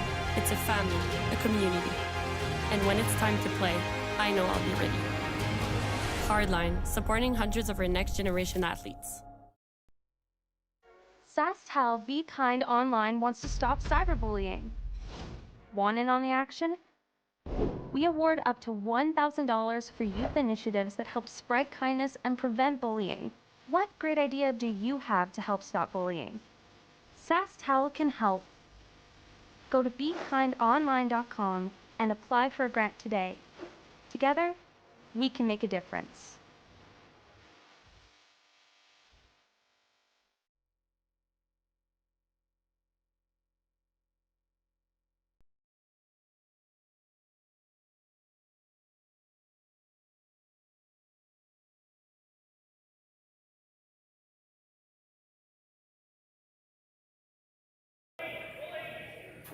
So at number 8, here in Swift Current, Saskatchewan, Brad Jacobs with a 2-point lead in the semifinals of the RBC Dominion Securities Western Showdown. Been a great spiel, been a great weekend. One more draw to go. It has been something, Jim. 5 days of extremely high caliber curling. Yeah, it's been a lot of games. We certainly have brought a lot of games to them. A lot of games, probably the most games I've seen with commentators as well. So we really pushed the envelope this week at our curling stadium. We pushed for more production, more games, more produced games, more commentary, and we thank people like yourselves, Jim, who are taking time out of your day. And let's just say we're not paying Jim $1 million to do this. He's doing this out of just his love for the game and his passion for this project. And yeah, thank you so much, Jim, for volunteering your time, and everybody who contributes to Curling Stadium, and especially the fans who tune in every day, every game, and chime in on the chat, recommend us to their friends. You guys are really helping us out, so thank you so much. Yeah, it's been a lot of fun, and it's continues to be. I've been surprised. I was saying to Jerry earlier, I was surprised how many people actually do see and watch this, and even from my little club here in New Glasgow, long before anybody knew I was going to be doing commentary, would come up to me after they first heard me, say, "Oh, I heard you on there," and I said, "Geez, you watch that?" And I'm thinking, "Yeah." They're like, "Yeah, we watch curling. We like to watch curling, any kind of curling, anytime." So, yeah, it's great. So a few rocks for Dunstone to work with here. That might change in a couple of shots, but for now, there's a couple of corners, some rocks in the house. The yellow one that Team Jacobs just threw works as a corner as well. So a little bit of light at the end of the tunnel for Dunstone here. EJ will be hungry to make this shot here. Both in 6 and 7, he had a bad miss in both ends, so he's going to be hungry to make 2 good shots here. Yeah, he'll bear down pretty good on these. I know we're supposed to stay unbiased as commentators, Jim. I'm not cheering for a particular team, but I am a little happy that it wasn't a blank end in 7. I think we would have had a much more boring, predictable 8th end. Now, with Dunstone really chasing 2 or 3 points, I think we're in for a treat.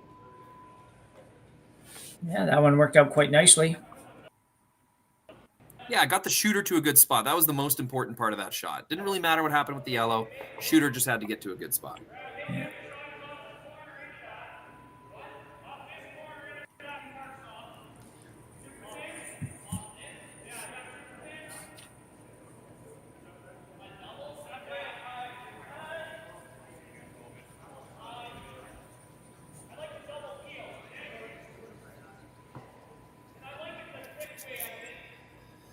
Some fun decisions here for both teams. Like, this is a great scenario. Like, Jacobs is okay with giving up 2, but it's always going to be tempting to defend your own positioning and force Team Dunstone into harder and harder shots. It's tough to play pure defense in curling. You want to make things harder on your opponent, and sometimes that means taking a bit of risk yourself. So just kind of decision time here, as they could easily peel. Pretty juicy double peel, Jim. There's more than one way to make it. Yeah, absolutely. Yeah. So lots of conversation. So they're going to run the red. Looks like it's going to be a straight peel, I think. I'm not sure if they're going to try to pick that one off the back or not, but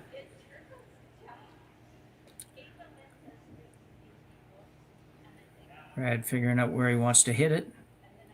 Apparently it's about a quarter of a stone.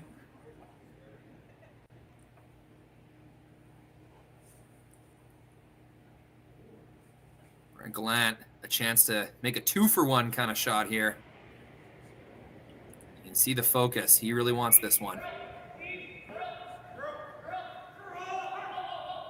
He's got that one. He's got that one. What a great shot by Brent Gallant. And rolled the shooter far enough out of the way. He's not super happy, but I don't think he should be that upset. A bit of a missed sweep once again. They were trying to get that kind of thin and roll into the rings. They ended up getting it over top. I still think that's a really good result. Gets 2 red guards out of the way. Yeah, I think I agree. Just didn't quite get the spin action on the shooter, but like you say, you got rid of all the red ones, so there's nothing there that they'll really be able to use much.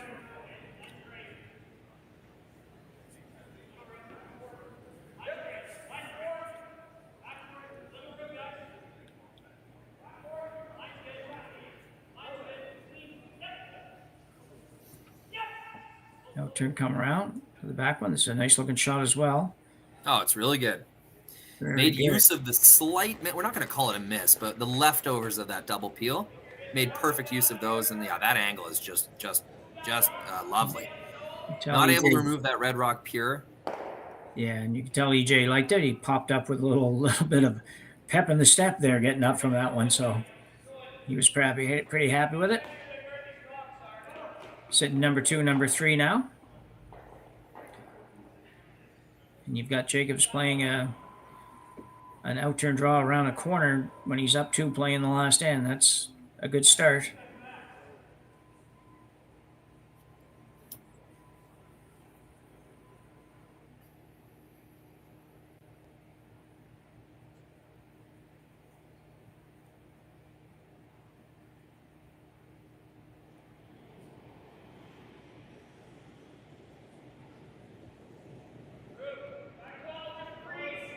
Mark Kennedy attempting to follow EJ's rock down there.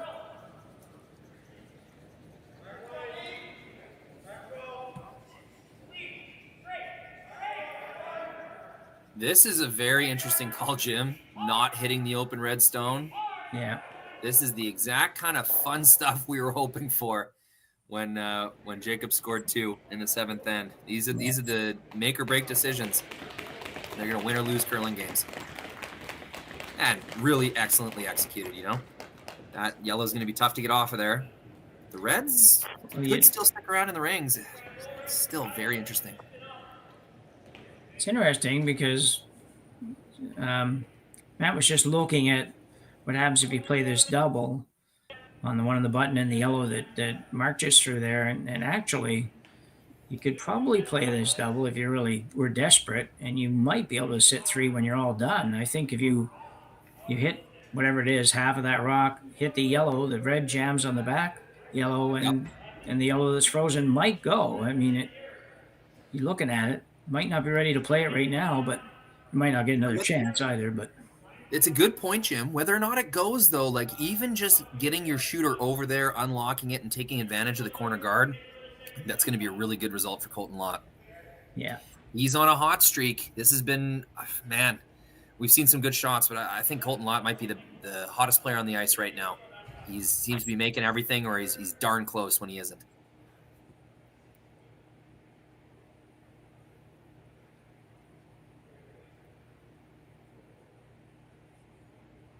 Those forward shoulders, that Manitoba delivery, so stable and accurate.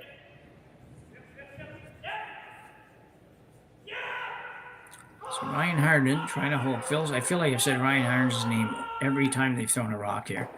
Gets the top one, unlocks, stays frozen. Oh, Jim, those angles are fantastic for Dunstone. Yeah. What an amazing shot. Really perfectly made, and a great sweep call from Matt. See it again. Ryan Harden help him make this shot, just on it from the time he let it go until right now. And didn't spin up, which it could have spun up and went out, and that would have been not good, but it's very interesting. No, it's a great shot. Now the temptation to hit the open one is there for Jacobs. Like, Dunstone's kind of running out of rocks to group those two stones together. So to be second and third shot even on the wings right now is pretty darn tempting.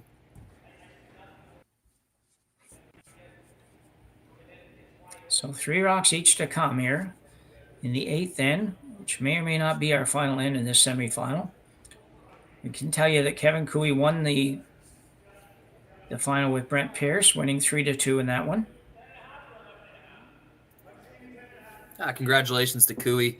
They've been hunting success for a long time now, and to make the final of this event, I'm sure a lot of people are very happy to see Kevin Cooey back in the, not quite the winner's circle yet, but, you know, making the final, that's got to be a proud moment for them. Yeah, I agree. I think it's tremendous. It certainly has been a rocky road here. And congrats to Brent Pierce, too. I don't know if there was a lot of people would have picked them to be in the semifinals of this event. And when you looked at their draw and they had to, you know, beat Carruthers, they had to beat a couple of really good teams. And then they had to beat a really good team this morning when they beat Mike McEwen. So they deserve it of the semifinal finish for sure. So Mark Kennedy now.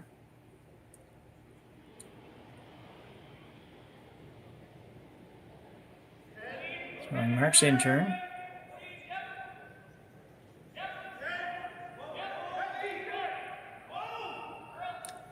Just going after the back one. Yeah, not a super challenging shot, but it's just so critical that they leave their shooter as shot rock in this situation. That's what they do. Yeah, it's a nice shot. Now, the temptation for Dunstone to count those rocks that he's been kind of stacking along the wing is going to determine the difficulty for these next few shots. Like, they have 3 rocks left, Team Dunstone does. So if they wanted to, they could just score all 3 of them right there. Yeah. But you got to think he's tempted to keep those red rocks along the wing relevant. Yeah. But with this call, he knows that it's going to be just too much of an ask to move that yellow stone and keep the red in a good spot. So it's a straight freeze call. Yeah. Quick welcome to those of you that were watching the Kevin Cooey Brent Pierce game. Had a squeaker over there, and we've got a squeaker here. So some great finals this weekend. Great quarterfinals, great semifinals. Dunstone with the intern draw, intern freeze to the one that Mark Kennedy just threw. Got to really go over there. Yeah, EJ really trying to carve that. There.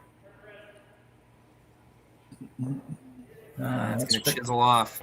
I think that stone is available for removal. I think it is too. Pretty close, pretty good effort, but just needed to curl and slow down a little tiny bit. The decision now is, would you ever get tempted to run your own yellow and try to keep both of those yellows around, or you think you just play it safe and get rid of that red? I think you gotta be a little safer than that. Yeah. I think if you ever try to run the yellow and catch your own, then you could be looking at a 3 spot here, and I definitely don't want to do that. Be happy to, not happy, but you're okay with giving up 2 and taking the hammer to the extra end. If you nose this red, Jim, are you going to leave a double where Dunstone could make that kind of double across the rings and remove the yellow that is backing the red? Yeah, I think it's possible. I think the angles would work for that. I never really thought of that one before, but when you look at where that broom is and say that's the rock, can I hit the top of that and take the yellow? Certainly.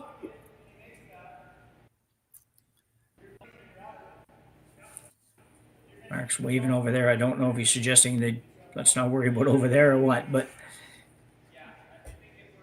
and if you want to really try to win it here, you just go ahead and play a freeze of that red. But I don't see anybody really doing that. I'd be surprised if you don't play to remove this red. You'd like to keep the yellow at the back there and don't move it too far, so he might not throw very much weight at this.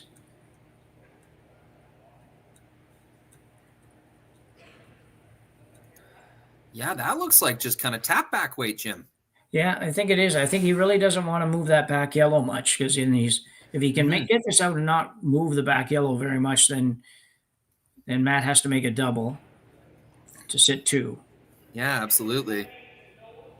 It's getting late enough in the end, Jim, where that rock, even though it's in the back of the rings and it can be frozen too, it's pretty valuable with how close it is to the center. So it's going to outcount those reds on the wing, and with only 2 shots to come for Dunstone, that's turning into a pretty valuable thing. Earlier in the end, not as valuable, but we're getting there. Yeah. Oh, this is fun though. Down 2 with hammer, both teams, making some very exciting decisions. This is exactly what you want, a semifinal matchup between 2 great teams to come down to. We're being treated to some great curling right now, Jim. Brad Jacobs. He's going to throw a little extra handle at this one. I'm not sure. That may just my thinking. I don't know, but seems like a little more handle than I'm used to seeing Brad throw. But again, just to come down, tap the red out, save your shooter and the other yellow. It's going to be close. It's pretty good. I was expecting just a hair more weight than that, Jim. I thought they'd want to push the red further back than that, but that yellow's in a really good position, obviously. Yeah, I think Matt was just looking at the double that you had pointed out a minute ago. Is it there? And you're going to lose a few rocks on that side, but I don't know what that means. I don't think you're going up there, surely.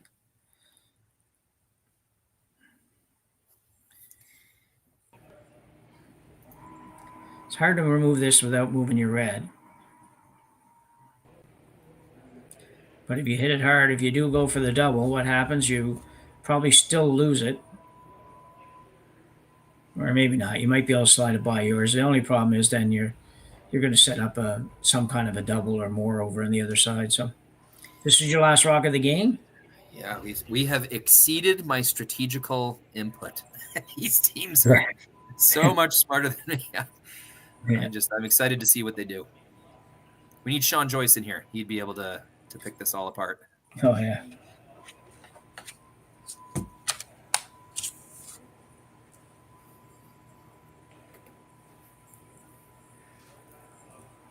Sean Joyce and Dave Schmell will be doing the final after this.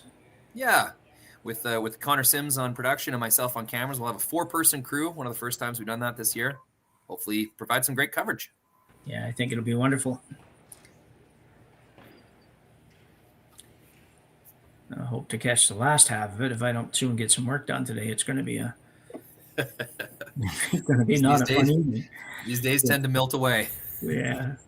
Like I say, my priorities got a little messed up today. I just kind of thought this would be a lot more fun than work. So, and it has been. It's been great to have 2 wonderful games. I'm very glad you made that choice, Jim. No, it's been a fun day. So, big shot here for Matt Dunstone. This has been a great end, actually. It's one of the more exciting ends this event.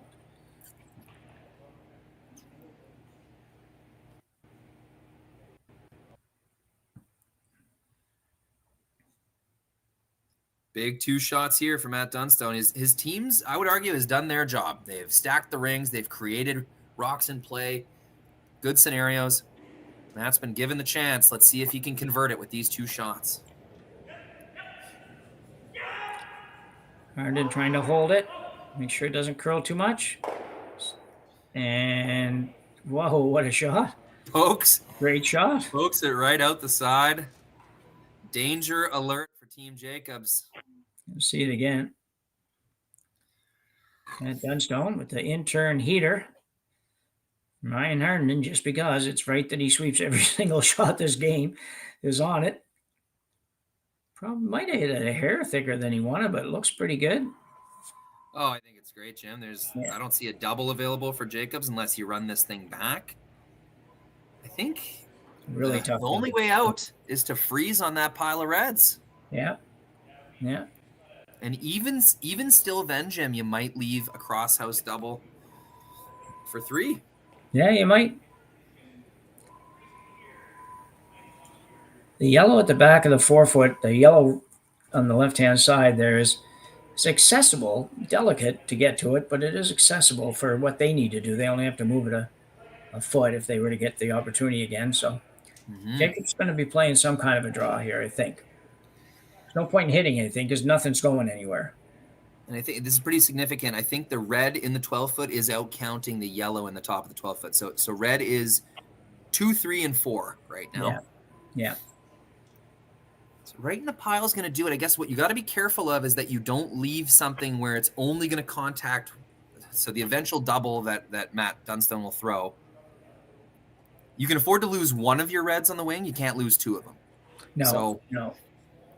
So if Jacobs can put this in a place where at least two reds will be pushed backwards, even if Dunstone makes the double, then at least it's only for two and an extra end, not for the win. Yeah.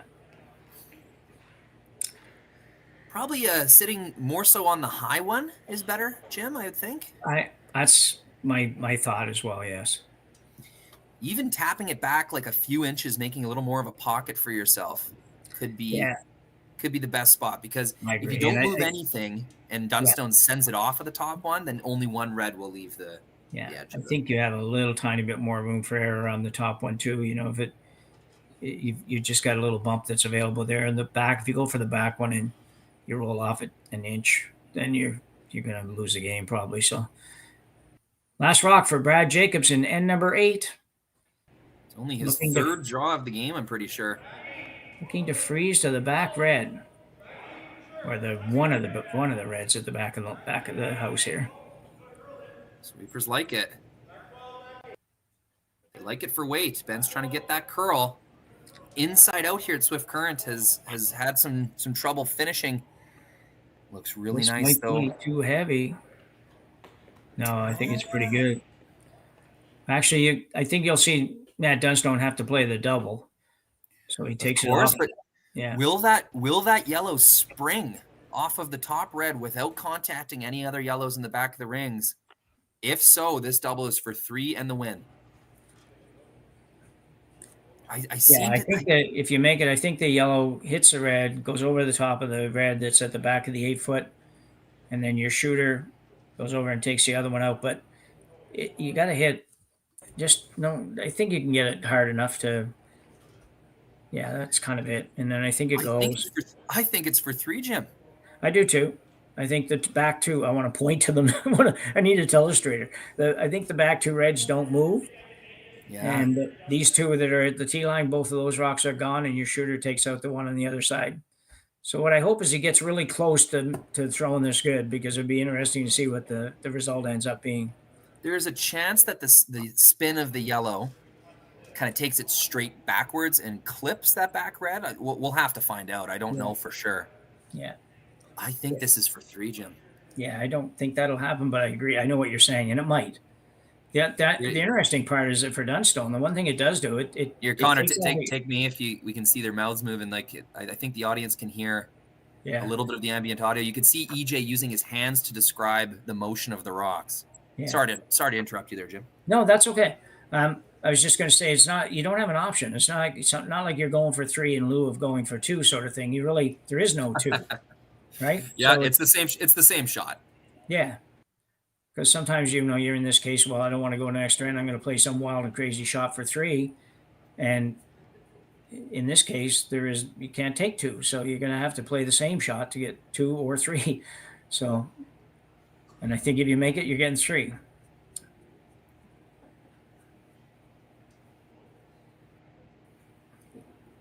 It's just a little bit flatter than I'd like to see for being able to really, really spring off of there. But we know Dunstone can throw it really hard. That's for sure. Just trying to get a little tighter view of those 2 rocks. I don't know if I can. No, that's cool. Yeah. Yeah. I don't know. Maybe it does clip that second red. Well, it might, but even if it does, it's you got to try to make this. I don't think it will. I think you got to hit this rock about no less than a half to make it. And when it hits the other red, I just think it bounces over the top of the back red. Yeah, for Team Dunstone, you just focus on making sure your shooter goes into the other yellow and sticks right there. That's all you can do. And the motion of these rocks, that's it's up to the curling gods to decide. Interesting to see the turn choice here. I'm not sure if he'll try to go for the little flatter roll here and throw maybe an in turn at it, or if he'll be going the out turn where he might get a little bit more speed coming off that rock. Mm-hmm. Going in turn. Well, what an exciting finish here. Matt Dunstone with a chance to win the game in 8. That would be amazing, even if you're not a Dunstone fan. So let's wait.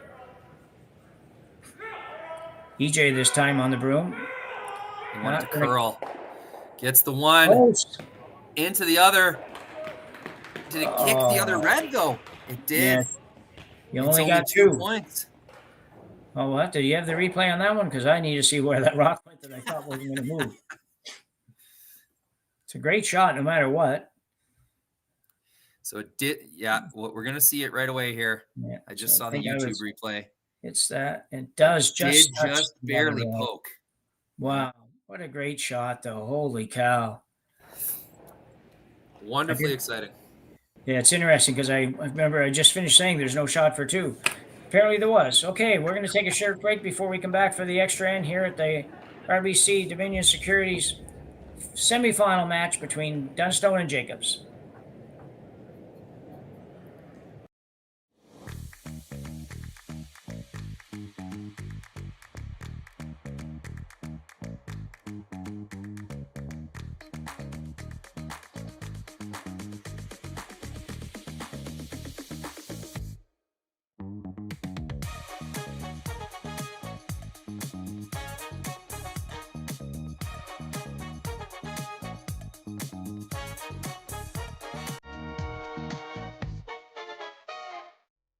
Handcrafted in Canada, Hardlines Ice Pad has revolutionized curling for over a decade. Engineered with top-tier precision and durability, it is backed by an unmatched 10-year warranty.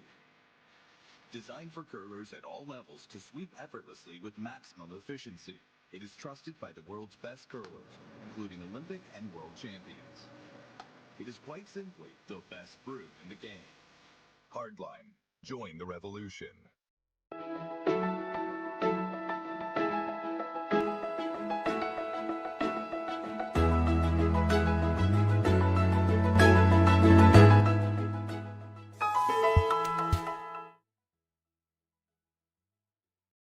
We have a good one here, and number 9. I was going to say and number 6 for some reason, and number 9 here in our semifinal action between Matt Dunstone and Brad Jacobs.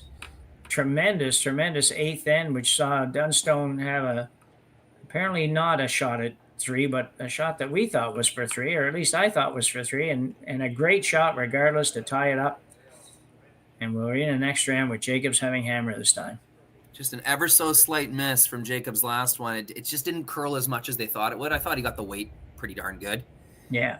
Ben tried to make it curl, but in Swift Current, we've seen like the center coming off the center line, not moving quite as hard as the outside in. That's pretty common for curling ice.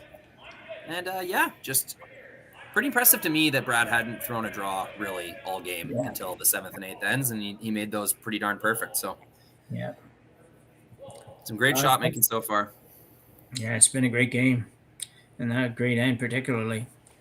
So Dunstone will call up another center guard here. Probably the 2 most important shots of the game so far are these 2. So, well, other than maybe the last one, the last end. No, I agree with you, Jim. When you're trying to steal, you need 2 good ones from your lead. There's no other way about it. You need 2 good guards from your lead, or if you are coming in, you need a nice top 4. Yeah. It's the lead's time to shine in situations like this, for sure. Ryan Hardman, lead for that Dunstone team. They want to make this move over a little bit, but a little bit afraid of... Sorry, Connor. The house, and that's pretty good. 2 rocks, lots of separation, both on the center line. That's 100% end for Mr. Ryan Hardman. Yeah.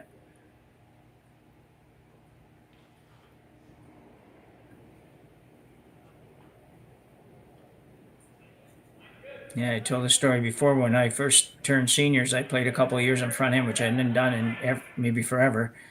And before obviously the no-tick thing, like this particular no-tick, but what most pressure I ever felt in my life was trying to throw just 2 guards in the last end. So I'd much rather be trying to draw the 8 or 4 foot to win than trying to throw those silly guards up in 20 feet of space or whatever it is. There's a good shot, I think, but might make it a little bit tough to get rid of some stuff after, but Dunstone going around.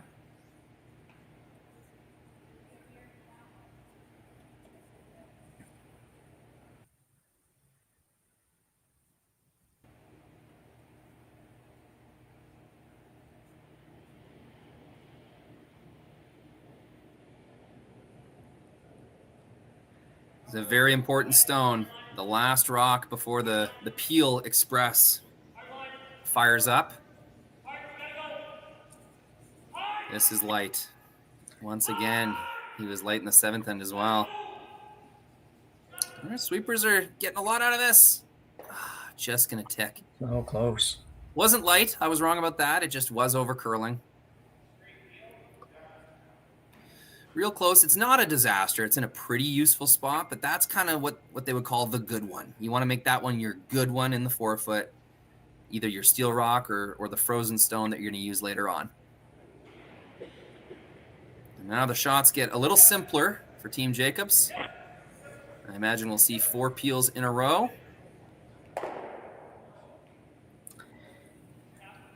Yeah. Dunstone looking to guard that, just indicating which rock he's trying to guard, just so that everybody knows. His red one's in a pretty useful position, the red one that's on the right of the screen as we look at it. If he needs to use that one, it's not bad, and the 2 at the top are staggered, so if he ever had the opportunity to promote that one in, it might be good, but for now, he'll throw up the guards, and Brad Jacobs will peel the guards.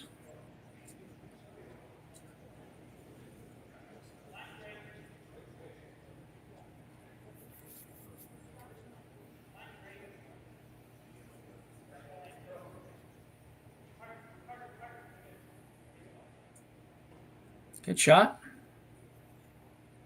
You don't want to get too close because you don't want him to have a chance of taking more than just the 1 rock out.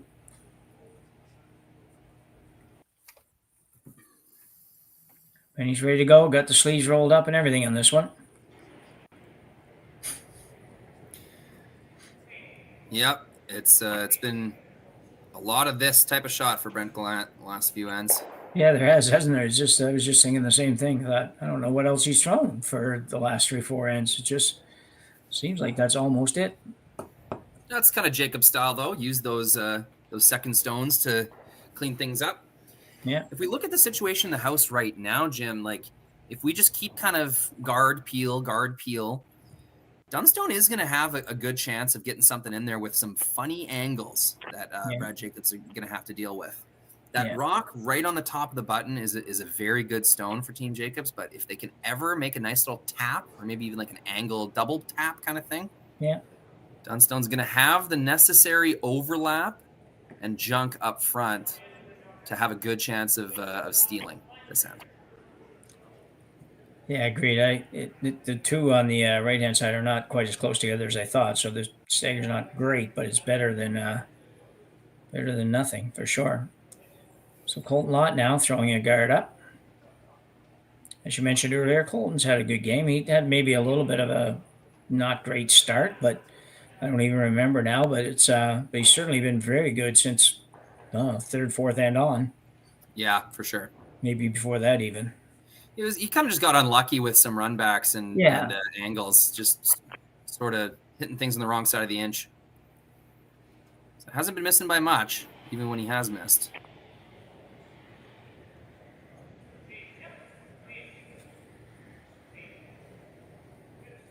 An appeal for Kennedy. Dunstone looks at it every time. Has to just run it through his mind real quick. Am I still good to do this? Am I still good to do this? And I think the answer is yeah. Until you're absolutely not, then you are. He might tackle that tap up on his first one. I'm not sure, but for now, Colton Lott's throwing up another guard, and Brad Jacobs is certainly going to peel it.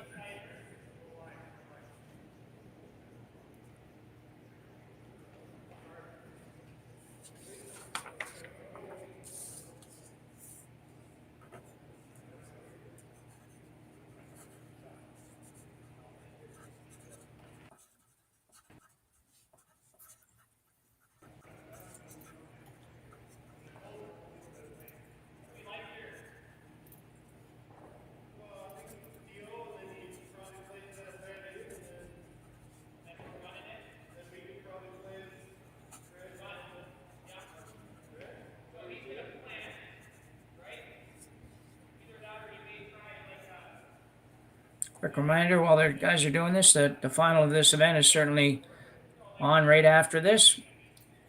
Curling Stadium Network with Sean Joyce and Dave Schmel with the call. It'll be very exciting.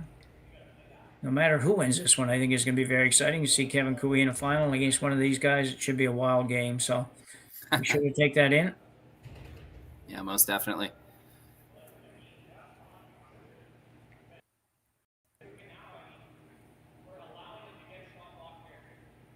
Well, they're toying with the idea of whether or not they want to peel this guard.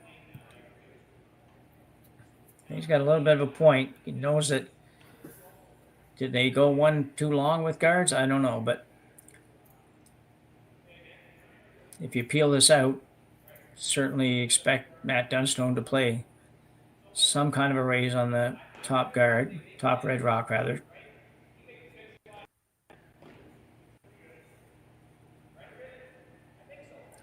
Well, Mark's leaving, so I think it's been settled. Can only let those front ends have so much to say, you know. Anyway. He's going to peel. Might be trying to make both this time.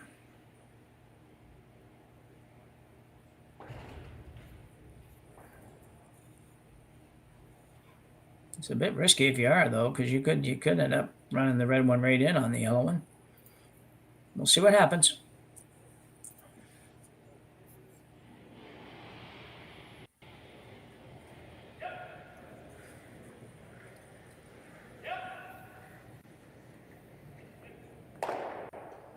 No, just a single peel.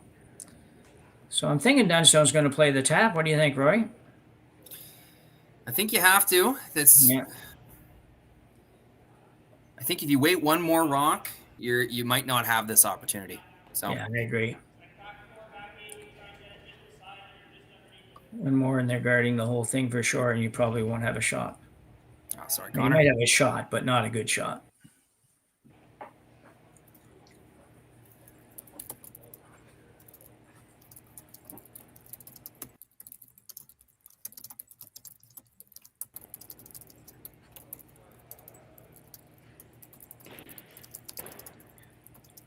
Dunstone looking to promote the red stone here. Well, he wants to be shot after this, but he has to be careful he doesn't throw this too hard. Just looking for a back button kind of weight, maybe back 4 foot at most. I think at most, that would be my thoughts anyways.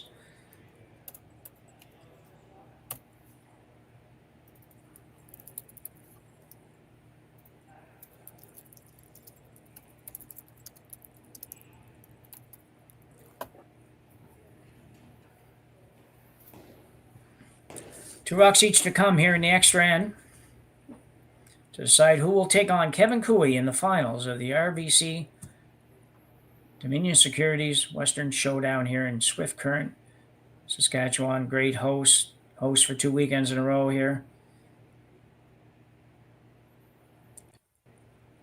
And Dunstone with the outturn raise on his own red stone.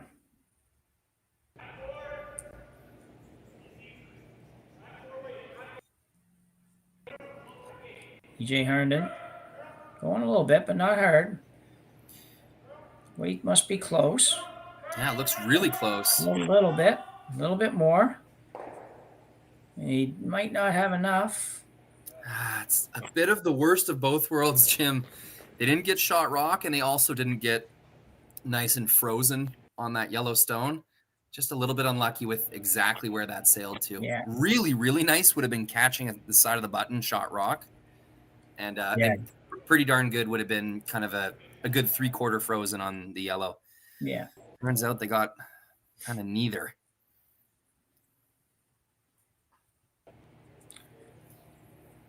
I'd be a little surprised if they played the shot that Mark just indicated.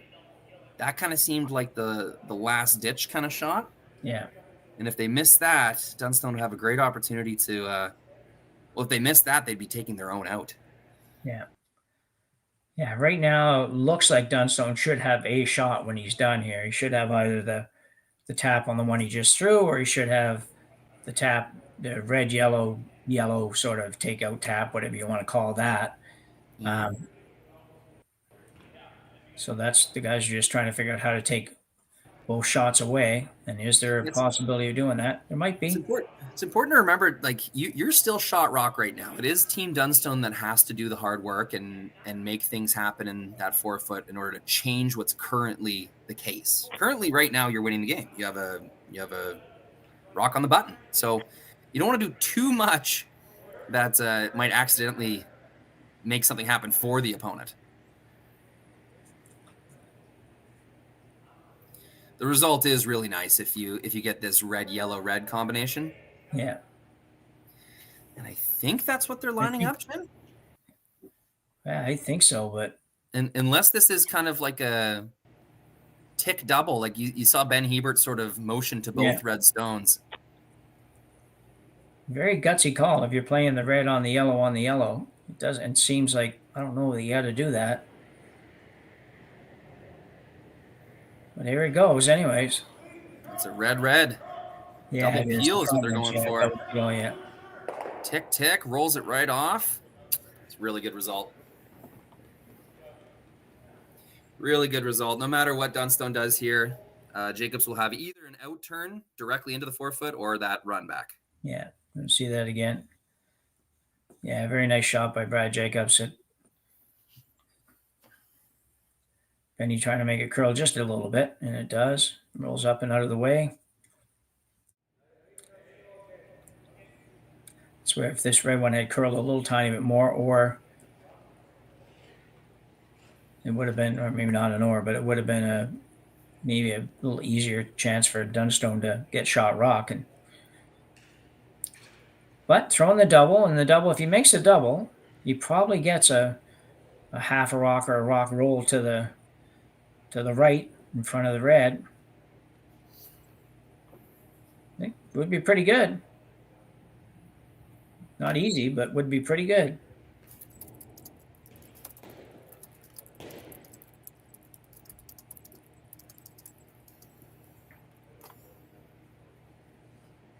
Quick final thanks to everybody watching. We have 4,500 people again watching the end of this one.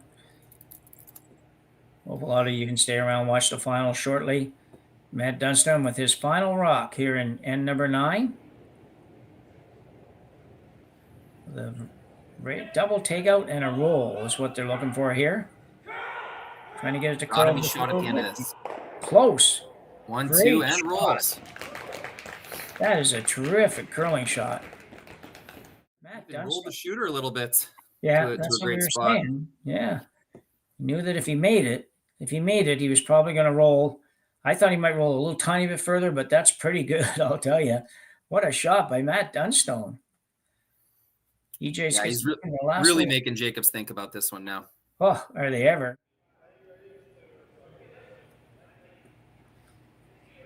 He's either got the little come around tap or he draws the button on the intern side.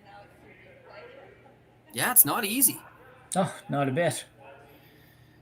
I guess if he really wanted to take it on, he could make the double sort of over the top and roll his shooter in for rock. It just seems very Jacobs-y to want to take that on. But we can see almost half of that stone should be enough to tap it with heavy backline weight. Yeah. There'd be a lot of people would just draw in this situation. There's no question.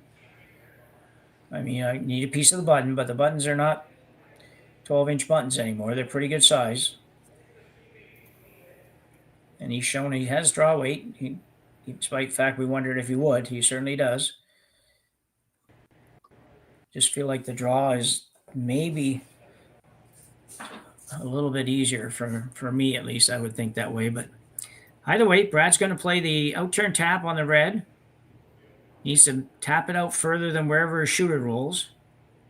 And definitely needs to miss the top guard, but I don't think he'll hit the top guard. They'll be able to hold it out there for that. So Jacobs, final rock, 8th end. Extra end, rather. Sorry, we already finished the 8th end. Looking for probably back 4 foot weight. Maybe a hair more than that. I couldn't think of a better way for this game to end, Jim. No, this is deservedly the right finish. Ben Hebert getting ready to go. Getting ready to go. Looks really close. He's going to be really close. You're right. Now, will it hang what around? A shooter. What a great shot by Brad Jacobs, and what a tremendous game we had here today. Really, really impressive all the way around. Yeah. Opponents who respect each other a great deal. That was a great game. You could see Matt and Brad all game long kind of joking with each other behind the house, but in that 6th, 7th, and 8th end, the jokes were over and it was time for business. And we saw some really, really great curling in these last 3 or 4 ends. Yeah. Just an excellent curling shot. Really never a doubt that it was going to be made. So that concludes our semifinal game here. Reminder, the finals coming up probably in about maybe, I don't know, half hour to an hour. So be sure to take that. Might see a little bit of a delay. I'm guessing more like a 4:10, 4:15 start, but we'll get that official word soon enough. Okay. So, yeah, not too long. Be sure to take it in. So, for Jim Nix, Rory McCusker, and Connor Sims in production, we thank you for taking in our coverage here at Curling Stadium's coverage of the RBC Dominion Securities Western Showdown. Sorry, I've said that so many times I wouldn't think it would be a problem. Thank you all for joining us, and we'll see you again another time. All right. Thanks so much, Jim. Bye, everybody. Thanks, Rory.